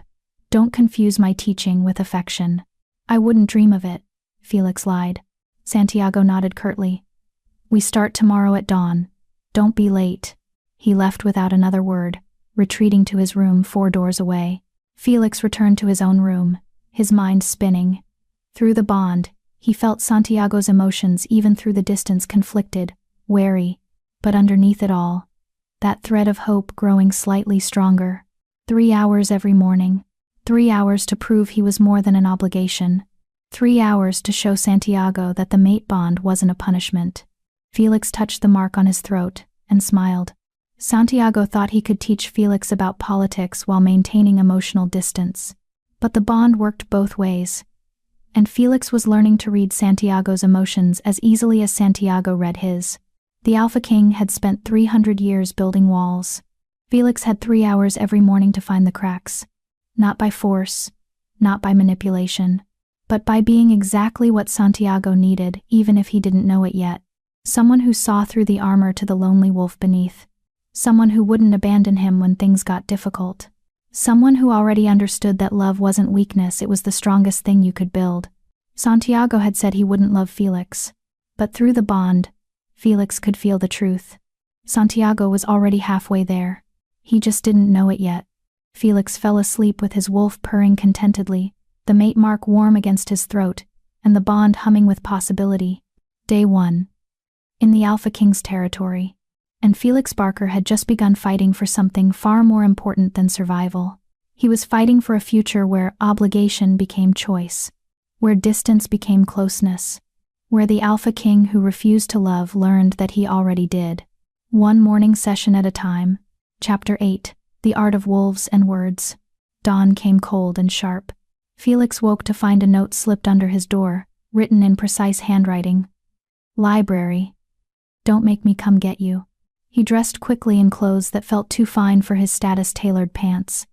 A soft shirt, boots that actually fit, and made his way through the compound following the mental pull of the mate bond that told him exactly where Santiago was. The library was magnificent, floor-to-ceiling shelves packed with volumes in dozens of languages, maps covering entire walls, a central table carved from a single piece of wood, its surface marked with the rings of centuries. And Santiago, standing at the table with documents spread before him, backlit by morning sun that made his black hair shine. He looked up as Felix entered, his expression neutral, but the bond betraying satisfaction that Felix was punctual. Sit. Felix obeyed, taking the chair across from Santiago. Between them lay what looked like genealogy charts, complex webs connecting names and packs across generations. Politics among wolves is built on 3 pillars, Santiago began without preamble. Bloodlines, territory, and power. Understanding these will keep you alive. Misunderstanding them will get you killed. He pointed to the charts. This is the Council of Alphas, 12 members, each representing major territories. They believe they govern the werewolf world. I let them believe it because it keeps them manageable. Let them? Felix leaned forward. You're the Alpha King. Don't you actually govern? The Alpha King exists outside the Council's structure. I have no territory to defend, no bloodline to protect, no political alliances to maintain. That makes me both more powerful and more vulnerable than any council member. Santiago's finger traced connections between names. They need me to maintain balance. If I didn't exist, they'd tear each other apart fighting for supremacy. But they also fear me because I can end any of them without consequence. So, why don't you? If they're constantly testing you, trying to undermine you, because fear without understanding creates chaos. Better to let them play their political games while I handle the real threats. Santiago's silver eyes found his. Most of what the council argues about is meaningless. Territory disputes, bloodline purity, who insulted whom, at which gathering. I ignore 90% of it. And the other 10% is where wolves like you become targets. Santiago pulled out a different document, a list of names. These are council members who voted against accepting you as my consort. 6 of 12. They see you as a weakness they can exploit. Felix scanned the names. Rosalie Price topped the list. Stan Mills was there. Others he didn't recognize. What do they want? To prove the bond was a mistake. To pressure me into rejecting you so they can install someone more appropriate. Meaning someone they can manipulate.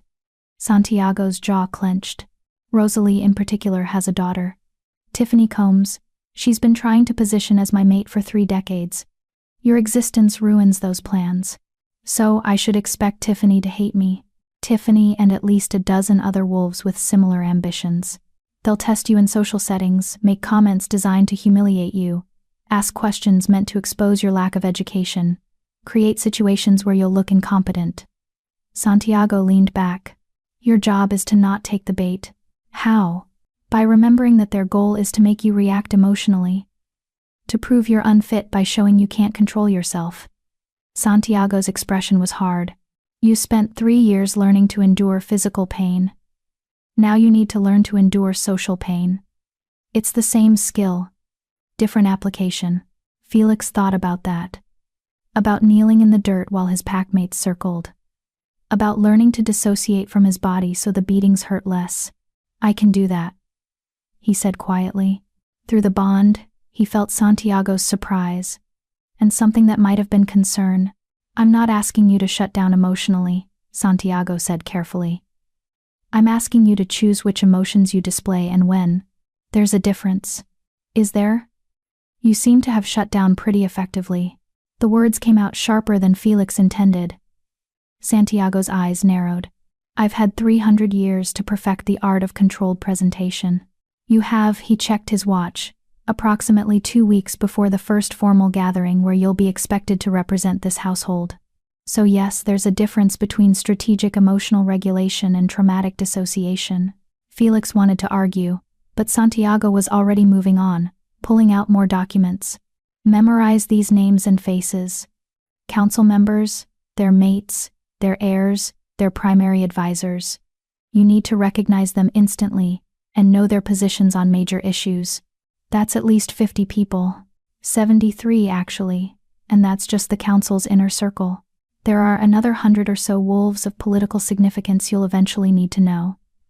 Santiago slid the documents across the table. Start with the council members. We'll expand from there. For the next 2 hours, Santiago drilled Felix relentlessly. Names, faces, territories, bloodlines, historical grievances, current alliances. Felix's head spun with information, but he absorbed what he could, asking questions when something didn't make sense. Santiago was a surprisingly good teacher, patient when Felix struggled, precise in his explanations, willing to repeat information without condescension. Through the bond, Felix felt his satisfaction when Felix made connections Santiago hadn't explicitly stated, as if he was pleased to discover Felix's intelligence. Enough, Santiago finally said as the morning sun climbed higher. You'll retain more if we stop before you're completely overwhelmed. Felix rubbed his temples. This is more complicated than I thought. Politics always is, but you're learning faster than expected. Santiago began gathering the documents. Tomorrow we'll cover formal etiquette, how to address different ranks, which gestures mean what, how to navigate a formal dinner without insulting anyone accidentally. Sounds thrilling. Santiago's lips twitched, not quite a smile, but close. It's tedious but necessary. One wrong word at a formal gathering can start conflicts that take decades to resolve.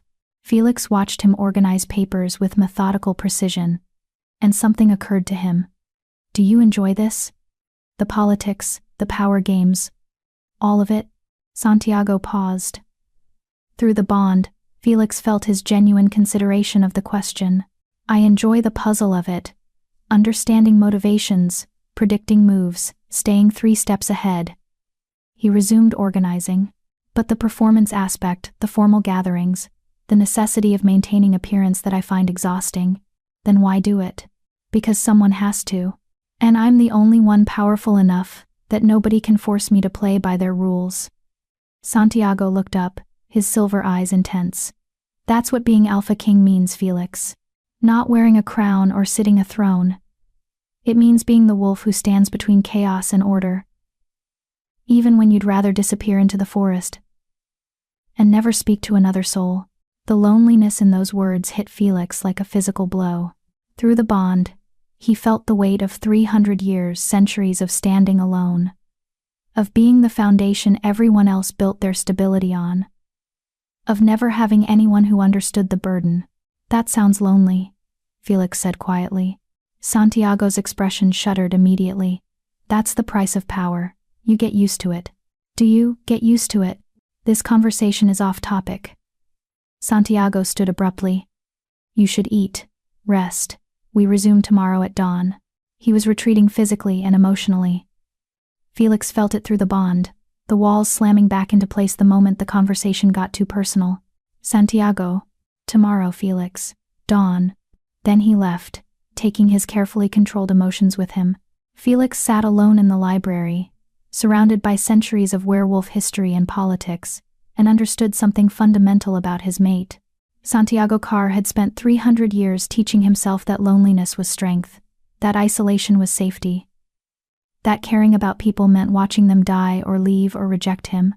And now he was bonded to Felix, forced into proximity with someone who could feel his emotions through their connection, who wouldn't let him hide behind walls, who stubbornly refused to be kept at arm's length. No wonder Santiago was terrified.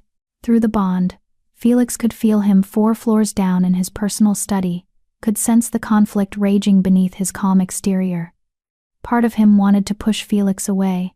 Part of him, growing stronger each day, wanted to pull him closer. Felix touched the mate mark on his throat. He had 2 weeks before the first formal gathering. 2 weeks of morning lessons where he'd slowly, carefully chip away at Santiago's defenses. Not by force, not by manipulation, but by showing Santiago something he'd probably never experienced. That being known, truly known, emotions and all, wasn't weakness. It was freedom. The next 10 days fell into a pattern. Dawn lessons in the library, where Santiago taught Felix the intricate dance of werewolf politics. Afternoons exploring the territory, learning its boundaries, and meeting the staff who maintained the compound. Evenings with Garrett, who quizzed Felix on what he'd learned, and offered advice Santiago would never give, like which council members could be reasoned with and which were better avoided entirely. And through it all, the bond grew stronger. Felix learned to read Santiago's moods, knew when he was genuinely calm versus performing calmness, could sense when old memories surfaced and caused pain Santiago refused to acknowledge, felt the moments when Santiago looked at him and something complicated stirred in his chest. Santiago, whether he admitted it or not, was learning Felix too. Started leaving tea by Felix's door in the mornings, because he'd noticed Felix preferred it to coffee. Adjusted the lesson pace when he sensed Felix was overwhelmed. Once, when Felix had a nightmare about the circle of wolves, Santiago had appeared at his door without being summoned, drawn by the distress bleeding through the bond. They didn't talk about these moments. Santiago would retreat afterward, as if proximity was a mistake he couldn't afford to repeat. But Felix felt the truth through their connection. Santiago was fighting a losing battle against the mate bond, against caring, against wanting something he'd denied himself for 3 centuries. On the 10th day, Garrett pulled Felix aside after dinner. "The formal gathering is in 4 days," he said. "Santiago's been teaching you politics and etiquette. I'm going to teach you survival." I thought that's what the lessons were. No. Those lessons teach you how to navigate the system. I'm going to teach you how to fight when the system fails. Garrett's expression was serious. There are wolves who want you gone, Felix. They won't challenge you openly, that would insult Santiago, but they will create situations where you can be removed accidentally. I need you to recognize those situations before they become fatal. So Garrett spent the next 3 days teaching Felix things Santiago wouldn't. Which wolves were known for engineering accidents. How to test drinks for poison, rare among werewolves, but not unheard of.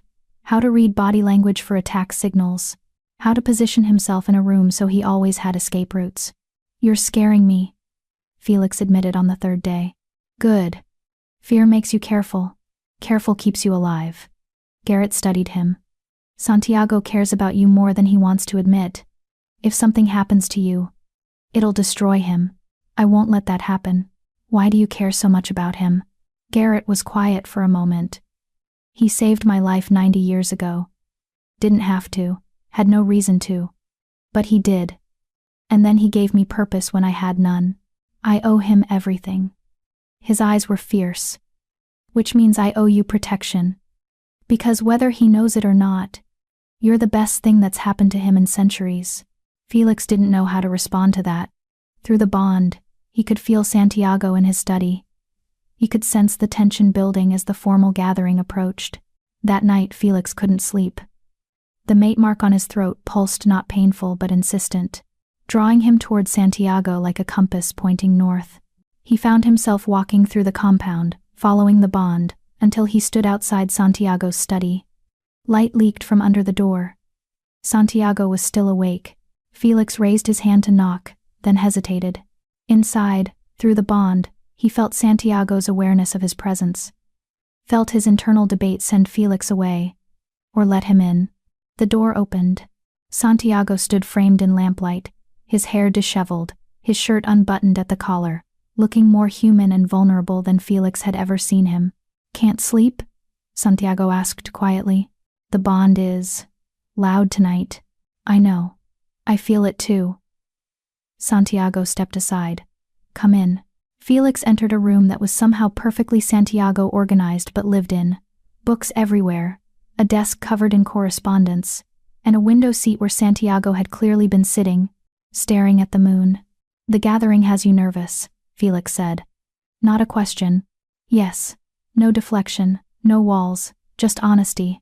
"These events are performances, everyone watching, judging, waiting for mistakes. And you'll be the center of attention, the new consort. the Omega who dared bond with the Alpha King. I'll be fine. You don't know that. Santiago's voice was rough. You don't know how vicious these wolves can be. How they'll smile while shredding your reputation. How they'll test every boundary, push every limit, all while maintaining plausible deniability. Felix moved closer. Through the bond, he felt Santiago's fear not for himself, but for Felix. You're afraid they'll hurt me. I'm afraid. Santiago stopped, jaw clenching. Then, quietly, I'm afraid I won't be able to protect you. That despite everything I've taught you, despite the bond, despite my position, something will happen, and I'll lose you. The vulnerability in those words stole Felix's breath. Like you lost him, Felix said gently. Your first mate. Santiago's silver eyes met his, full of pain he usually kept buried. I didn't just lose him, Felix. I killed him. My rejection. My pride. I might as well have pushed him off that cliff myself. That wasn't your fault. It was entirely my fault. And the moon goddess made sure I understood that. Santiago turned away, staring out the window. So yes, I'm afraid. Because history has a way of repeating itself, and I'm terrified that somehow, despite my best efforts, I'll fail you the way I failed him. Felix closed the distance between them, standing close enough that he could feel Santiago's cold radiating against his skin. You won't, Felix said firmly. You can't know that. Yes, I can. Because you already care about me, Santiago. You're already protecting me. You're already doing everything he needed, and never got. Felix took a risk, reaching up to touch Santiago's face, turning him until their eyes met. You're not the same wolf you were 70 years ago. And I'm not him. Our story gets to be different. Through the bond, Felix felt the moment something in Santiago cracked a wall he'd maintained for decades finally giving way. I don't know how to do this, Santiago whispered. How to be a mate, how to care without it destroying me. Then we'll figure it out together. One day at a time. Santiago's hand came up to cover Felix's, where it rested against his cheek. The touch was gentle, almost reverent. You're far too wise for 18. I had good teachers. Terrible circumstances, but good teachers. Santiago's lips twitched, that almost smile Felix was learning to recognize. Then, slowly, Santiago leaned down and pressed his forehead against Felix's. The gesture was intimate without being sexual, vulnerable without being weak. 4 days, Santiago murmured. 4 days until they try to tear you apart. Promise me you'll be careful. I promise. Promise me you won't let them make you doubt yourself. I promise. Promise me, Santiago's voice broke slightly, that if it becomes too much, you'll tell me. That you won't suffer in silence like I know you're capable of doing. Felix pulled back enough to meet Santiago's eyes. I promise. But only if you promise the same thing. No more pretending you're fine when you're not. No more hiding behind walls. If we're doing this, if we're really going to make this bond work, it has to go both ways. Santiago was quiet for a long moment. Then so quietly Felix almost missed it. I promise. The words settled between them like a vow. Felix eventually returned to his room, but the bond hummed with new warmth. Something had shifted tonight. Some barrier had crumbled. Santiago Carr was learning to let someone in, and Felix Barker was learning that sometimes, the strongest thing you could do was admit you were scared. 4 days until the formal gathering. 4 days until Felix would face wolves who wanted him gone. But for the first time since the bonding, Felix didn't feel alone in facing it. He had Santiago. And through the bond, thrumming with new strength, he felt something he'd been waiting for. Santiago had him too. Chapter 9. Fangs Beneath the Formalities. The formal gathering was held in neutral territory, an estate belonging to no specific pack, maintained by the council for exactly these occasions. The building was ancient, all stone and stained glass, designed to impress and intimidate in equal measure. Felix stood in front of the mirror in his room, adjusting formal clothes that felt like armor.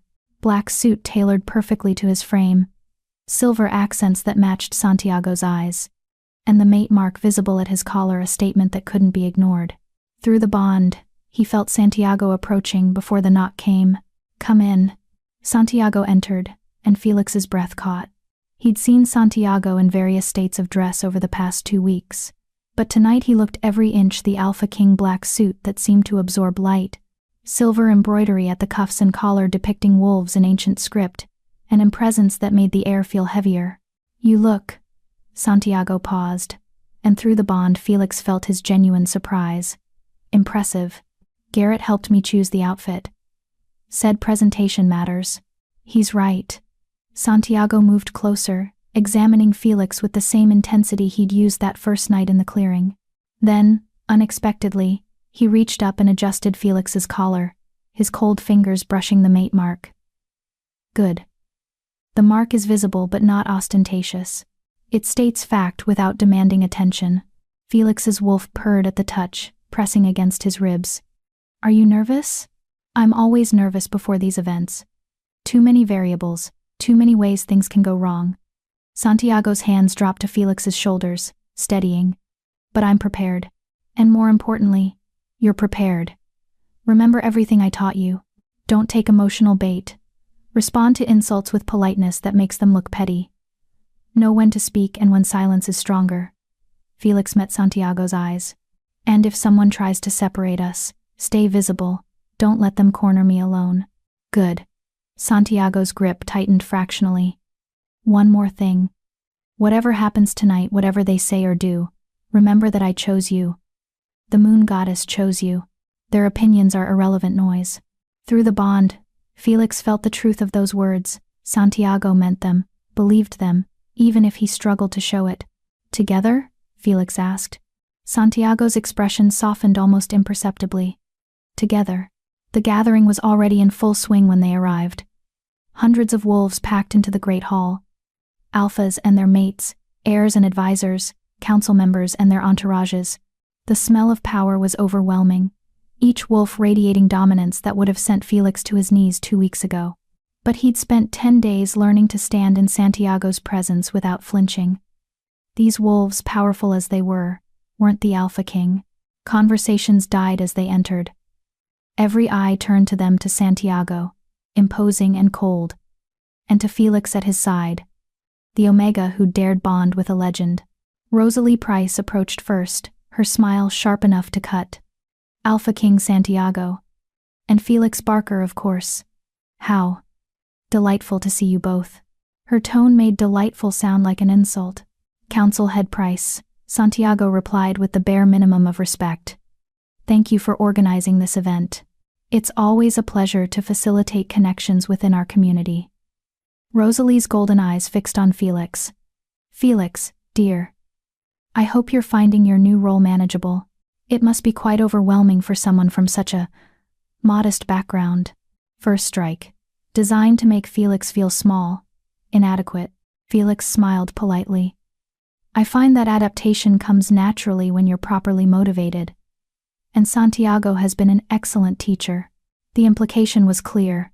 Santiago found him worthy of investment.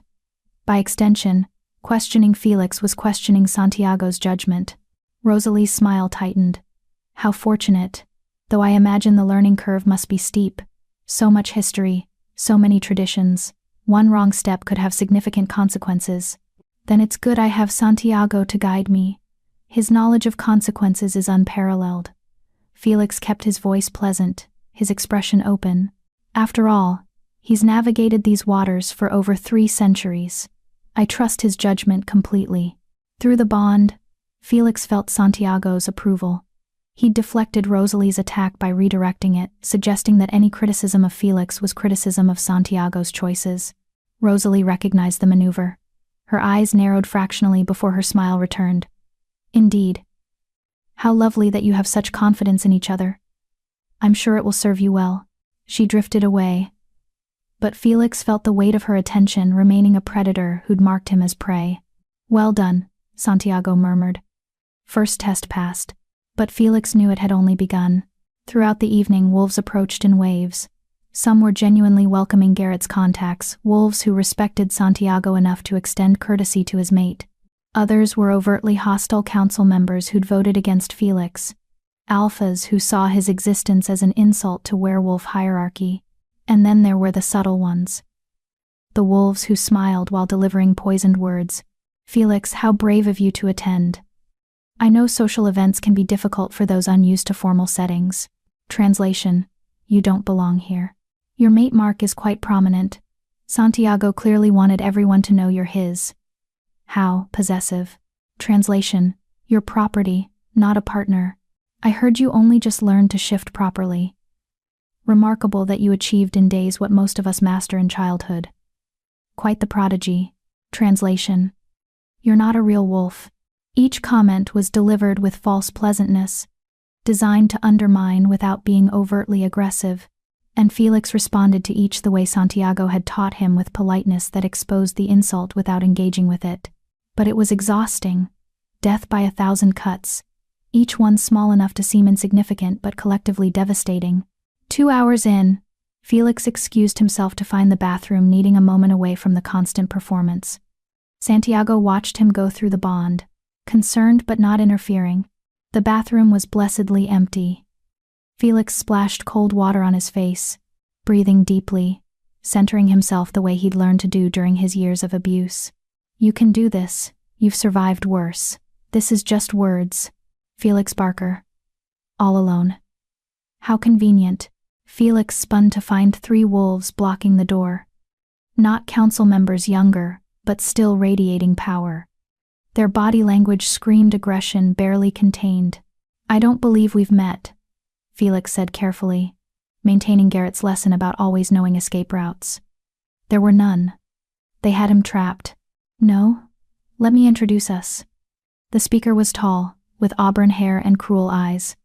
I'm Tony Bates. Though we have met before. You just didn't recognize me in human form. Felix's blood ran cold. Tony. His former packmate. The Alpha's son who'd led the circle that night. And these are my friends, Tony continued, gesturing to the wolves flanking him. We heard you bonded with the Alpha King. Impressive. Going from pack whipping boy to consort. Quite the promotion.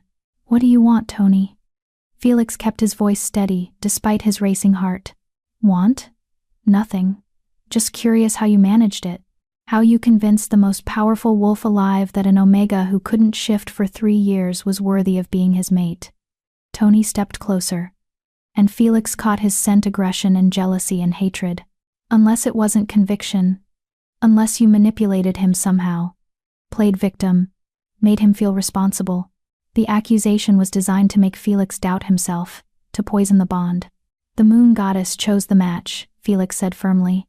If you have questions about her judgment, take it up with her. How convenient. Blame fate. Tony's smile was vicious. Tell me, does the Alpha King know what you really are? Does he know how you used to cry and beg? How pathetic you were, kneeling in the dirt like a kicked dog. Each word was calculated cruelty, designed to drag Felix back to those nights of terror. Does he know? Tony continued, voice dropping to a cruel whisper, that you're so weak you let us beat you for 3 years without fighting back. What kind of mate is that? What kind of consort? Felix felt his wolf snarling, pushing against his control. Felt his own rage building, 3 years of suppressed fury at the injustice, the cruelty, the casual dismissal of his suffering. But Santiago's voice echoed in his mind. Don't take the bait. They want you to react, to prove you're uncontrolled. Felix forced his breathing to steady. Met Tony's eyes without flinching. You're right, he said quietly. I was weak. I did kneel. I did let you hurt me because fighting back meant death. He paused, letting the truth settle. But that was before. Before I found my wolf again. Before I bonded with the most powerful alpha in existence. Before I learned that survival isn't weakness, it's strength you haven't recognized yet. Tony's smile faltered. So yes, Felix continued, his voice harder now. I knelt. I survived. And now I'm the Alpha King's consort while you're still just an Alpha's son playing political games in bathrooms. He stepped forward, closing the distance, and was gratified when Tony instinctively stepped back. If you want to challenge me, do it properly. In front of the council. In front of Santiago. But we both know you won't. Because deep down, you know I've already won. Silence. Tony's face flushed with rage, his friends shifting uncomfortably. Then footsteps behind Tony, heavy, deliberate. Is there a problem here? Santiago's voice was ice and death. He filled the doorway, silver eyes blazing with barely contained fury. Through the bond, Felix felt his rage not at Felix, but at the wolves who'd cornered him. Tony went pale. Alpha King. We were just cornering my mate in a bathroom, 3 against 1, very brave. Santiago moved into the room, and the temperature dropped. Felix. Come here. Felix obeyed, moving to Santiago's side.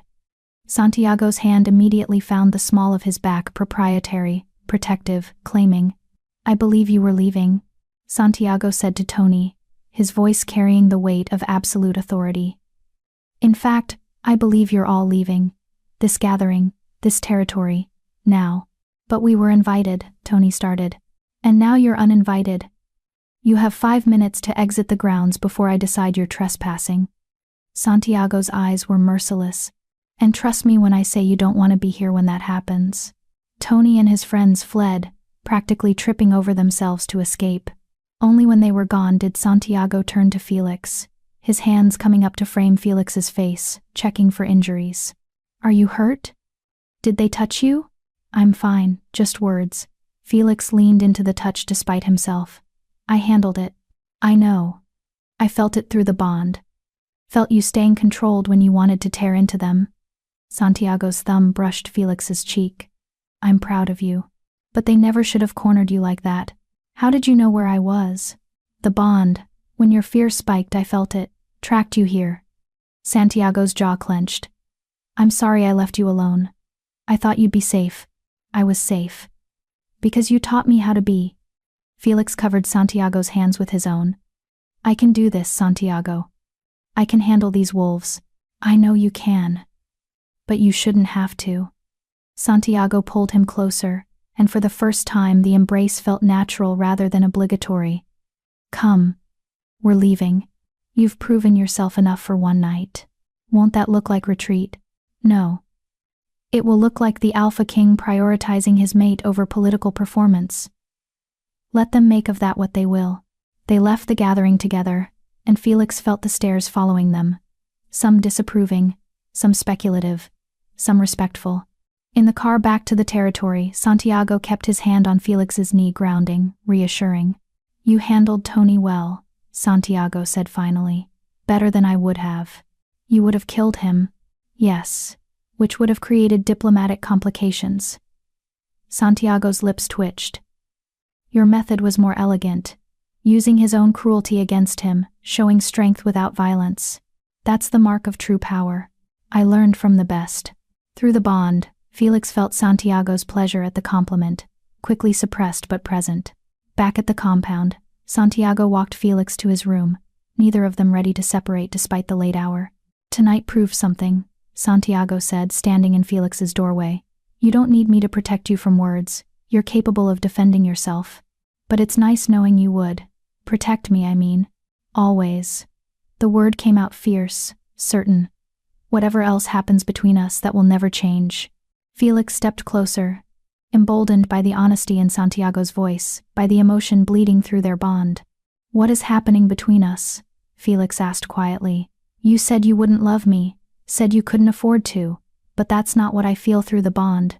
Santiago was silent for a long moment, conflict warring across his face. Then, what's happening is that you're making it very difficult to maintain the walls I've spent centuries building. His voice was rough. You're making me care, Felix. Against my better judgment. Against every instinct that tells me caring means losing. You're making me hope again, and hope is the most dangerous thing I can feel. Why is hope dangerous? Because hope means vulnerability, means giving someone the power to destroy you. Santiago's silver eyes met his, raw and honest. I've been destroyed before. I'm terrified of it happening again. Felix understood. Through the bond, he felt the depth of Santiago's fear. Not of dying, but of caring and losing. Of investing in someone and watching them slip away. I'm not going anywhere, Felix promised. You can't know that. Maybe not. But I can choose it. Every day. I can choose to stay. Choose to fight for this. Choose you. Felix reached up, touching the mate mark on his throat. You said the bond can't be broken. That means you're stuck with me, Santiago Carr. Whether you're ready for that or not. Santiago's expression cracked a smile, breaking through, genuine and warm and transformative. "I'm not ready," he admitted, "but I'm starting to think maybe that's okay." Then, carefully, he leaned down and pressed his lips to Felix's forehead. A kiss that was tender rather than passionate, affectionate rather than possessive. "Sleep, Felix. Tomorrow we'll deal with the fallout from tonight." He left. But through the bond Felix felt the warmth, the care, the growing affection Santiago was finally allowing himself to acknowledge. Felix touched his forehead where Santiago's lips had been, and smiled. The alpha king who refused to love was losing that battle. One day, one moment, one honest confession at a time. And Felix intended to win this war. Not through manipulation or force, but through patience, persistence, and the stubborn refusal to give up on someone who'd spent 300 years giving up on himself. Chapter 10. The Alpha King's Heart. 3 months after the gathering, Felix stood in the library where Santiago had first taught him about werewolf politics, staring at a letter that had arrived that morning. Alpha Derek of Shadowmere Pack requests an audience with Felix Barker regarding pack matters. His former alpha, the man who'd allowed 3 years of torture, who turned a blind eye while his son and packmates tried to break Felix into nothing. "You don't have to see him." Santiago's voice came from the doorway. He'd felt Felix's distress through the bond, and come immediately something he did without hesitation now. "I know. But maybe I need to." Felix set the letter down. 3 months ago, I would have been terrified, would have hidden behind you, and let you handle it. And now? Now I want to face him. Not for closure, I don't owe him that, but to show myself how far I've come. Felix turned to Santiago. "Will you be there? Not to protect me, but just to be there." Santiago crossed the room, his hand finding Felix's cheek in the casual affection that had become natural between them. "Always. Though I reserve the right to intervene if he's insufferable." Felix leaned into the touch, his wolf purring contentedly. 3 months had changed everything. The awkward distance had slowly dissolved into comfortable intimacy. Santiago still had his walls, still struggled with vulnerability, but he was trying, learning to let Felix in, learning that love wasn't weakness, because that's what it was now. Love. They hadn't said the words yet. Santiago still couldn't quite bring himself to voice it, but Felix felt it through the bond.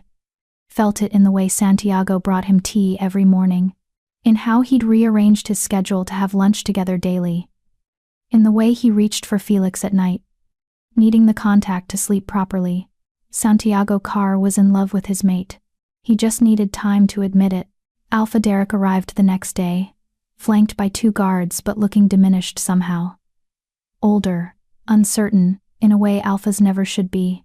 They met in the formal receiving room. Santiago, on his throne-like chair that he hated but used for occasions like this. Felix standing beside him rather than sitting. An equal, not a subordinate. Derek's eyes widened when he saw them together. Saw the mate mark prominent on Felix's throat. Saw how Santiago's hand rested possessively on Felix's hip. "Alpha Derek," Santiago said coldly. "You requested this meeting. Speak." Derek swallowed, his earlier confidence evaporating under Santiago's glacial stare. "Alpha King, I come to apologize. To Felix specifically." Silence. Felix felt Santiago's surprise through the bond matching his own. "Apologize for what exactly?" Felix asked, his voice steady. Derek's face flushed. "For allowing harm to come to you, while you were under my pack's protection. For not intervening when my son and others targeted you. For," he paused, shame coloring his features, "for failing you as an alpha." "You did more than fail me," Felix said quietly. "You allowed systematic torture for 3 years. You knew what was happening and did nothing because I was Omega, because I was weak, because my mother was dead, and couldn't call in the debt you owed her." Derek flinched. "Yes. All of that is true. Why now?" Santiago interjected. "Why apologize now, 3 months after Felix left your territory?" "Because the moon goddess made her displeasure known." Derek's voice shook. "Since Felix left, our pack has suffered. Hunts fail. Borders are challenged. Wolves fall sick with illnesses that have no cause. And I dream every night of Sarah Barker, Felix's mother, standing in judgment, reminding me of my oath to protect her son. Through the bond, Felix felt Santiago's cold satisfaction. The moon goddess didn't forgive pacts that violated their sacred duty to protect their members. "What do you want from me?" Felix asked. "Forgiveness, or if not forgiveness, then release. Permission to tell Sarah's spirit that I've acknowledged my failure, that I've apologized, that I'm trying to make amends." Felix studied the man who'd failed him so completely. Part of him wanted to refuse, to let Derek suffer the way he'd suffered. But a larger part, the part that had been shaped by Santiago's lessons, by 3 months of learning to be strong without being cruel, knew that holding on to hatred only hurt himself. "I can't forgive you," Felix said honestly. "What you allowed can't be erased by words. But I can release you from the obligation you feel to my mother's memory. She wouldn't want her death to be a weapon I use for revenge." Derek's eyes filled with tears. "Thank you. That's more grace than I deserve." "Yes, it is." Felix's voice hardened. "But hear this, Alpha Derek. If I ever learn that you're allowing similar treatment of other pack members, any pack members, regardless of rank, I will bring it to the Council's attention. And I promise you, they'll listen to the Alpha King's consort." Derek nodded frantically. "I understand. I swear it won't happen again. See that it doesn't." Santiago stood, and the temperature dropped. "This audience is concluded. You may leave." Derek left quickly, his guards trailing behind. Once they were gone, Santiago pulled Felix into his arms, holding him close. "Are you all right?" Santiago asked quietly. I really am." Felix pulled back to meet Santiago's eyes. 3 months ago, seeing him would have made me feel small again, powerless. But now, he's just a man who made terrible choices. And I'm the Alpha King's mate. He can't touch me anymore. "No one can touch you." Santiago's voice was fierce. "I'll make sure of it." Felix smiled, reaching up to cup Santiago's face. "I know. You've spent 3 months proving that. Proving you care, even when it scares you." Santiago's expression softened. "You're making it impossible not to care. Making me feel things I haven't felt in centuries. Making me remember what it's like to want someone's happiness more than my own solitude. Is that so terrible?" "Terrifying, actually." But Santiago was smiling. "But also, necessary. You were right that first night our story gets to be different. And I'm starting to believe that might be a good thing." Felix's heart soared. Through the bond, he felt Santiago's emotions no longer locked away but open, accessible. Love and fear and hope all tangled together. "Santiago," Felix said softly. "I love you. I know you're not ready to say it back, and that's okay. But I need you to know. Need you to feel through the bond that it's real." Santiago's breath caught. Through their connection, Felix felt his panic brief and sharp, followed by something else. Something warm and overwhelming. Santiago stopped, struggling with words that had been locked away for too long. "I don't know if I remember how to love properly. If I'm capable of giving you what you deserve. You already do. Every morning when you bring me tea. Every afternoon when you rearrange your schedule to spend time together. Every night when you reach for me in your sleep." Felix pressed their foreheads together. "Love isn't a grand gesture, Santiago. It's 1,000 small choices. And you've been choosing me for 3 months." Santiago's arms tightened around him. "I'm afraid." "I know. I feel it. But fear doesn't mean you're doing it wrong. It means it matters." Felix pulled back to meet his eyes. "You don't have to say it today. Or tomorrow. Or next week. Just don't run from it. Don't lock yourself away again." "I won't," Santiago promised. "I can't. You've already dismantled too many of my walls. There's nowhere left to hide." He kissed Felix, then deep and passionate, and full of everything he couldn't quite say.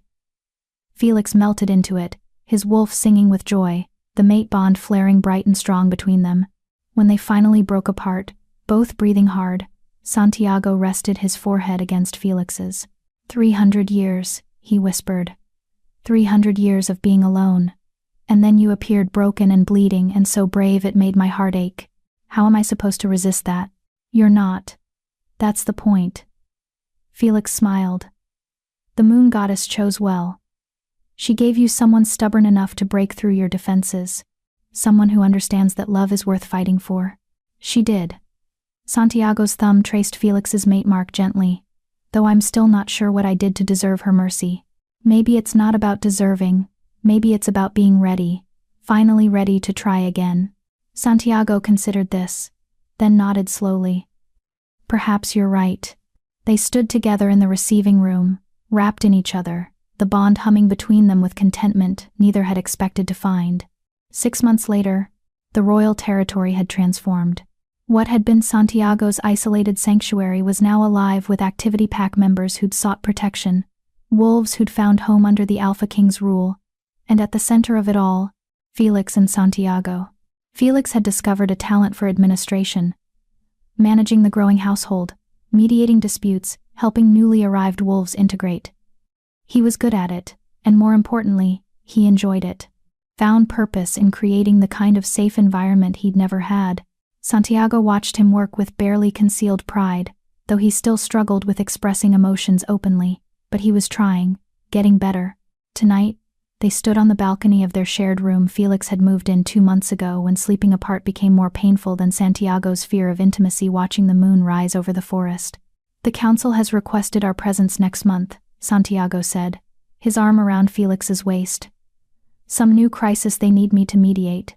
Will they ever run out of crises? Doubtful. Wolves are dramatic by nature. Santiago pulled Felix closer. But you'll be with me. That makes it tolerable. Felix smiled, leaning into the embrace. Remember when you said you wouldn't love me? That you couldn't afford to? I was an idiot. Yes, you were. Felix turned in Santiago's arms to face him. Want to correct that statement now? Santiago's expression went soft, something only Felix ever got to see. His thumb traced Felix's jaw tenderly. I love you, Felix Barker. I've loved you since you refused to submit to wolves twice your size, since you fought smart instead of hard, since you looked at me, the Alpha King who terrified everyone else and decided I was worth dismantling your walls for. His voice dropped to a whisper. I love you enough that it terrifies me. Enough that I wake up some mornings certain this is a dream I'll lose. But you were right. Fear doesn't mean I'm doing it wrong. It means you matter more than anything. Felix's eyes burned with tears. Say it again. I love you. Again. I love you, Felix. Santiago kissed his forehead.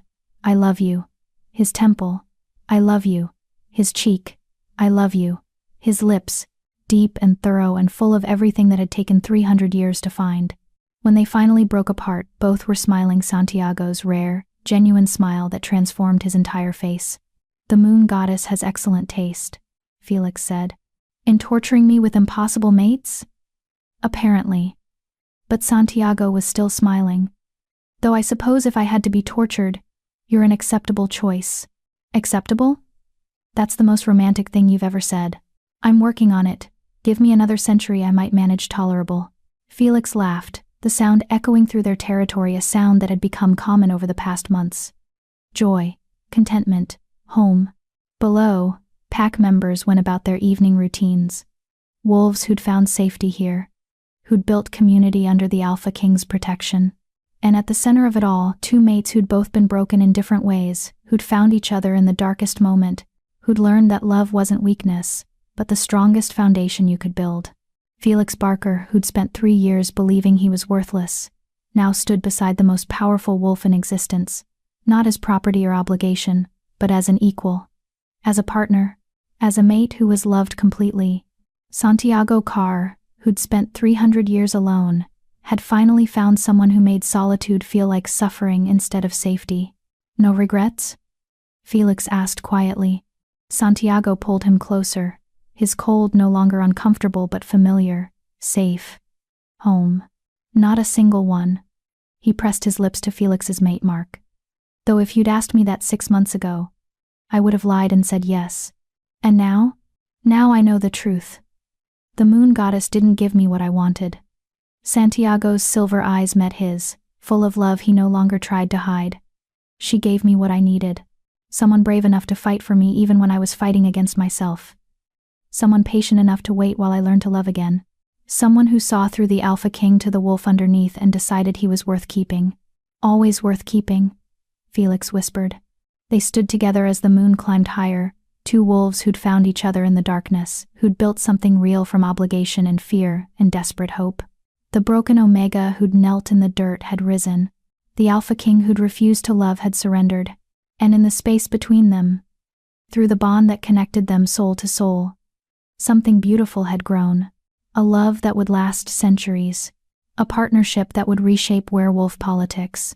A future neither had dared to dream of but both had fought to claim. Felix Barker had survived. But more than that, he'd found a life worth living. And Santiago Carr had finally learned what his first mate had needed to hear 300 years too late. That being loved wasn't weakness. It was the strongest thing you could be brave enough to accept. Together, they watched the moon rise over their territory, their pack, their home. And for the first time in 300 years, Santiago Carr was no longer alone. He was exactly where he needed to be, with exactly who he needed to be with. Finally, impossibly, completely home. Drop a comment. If you had to choose between a life of safety without love, or a love that terrified you, but made you whole, which would you choose? And why?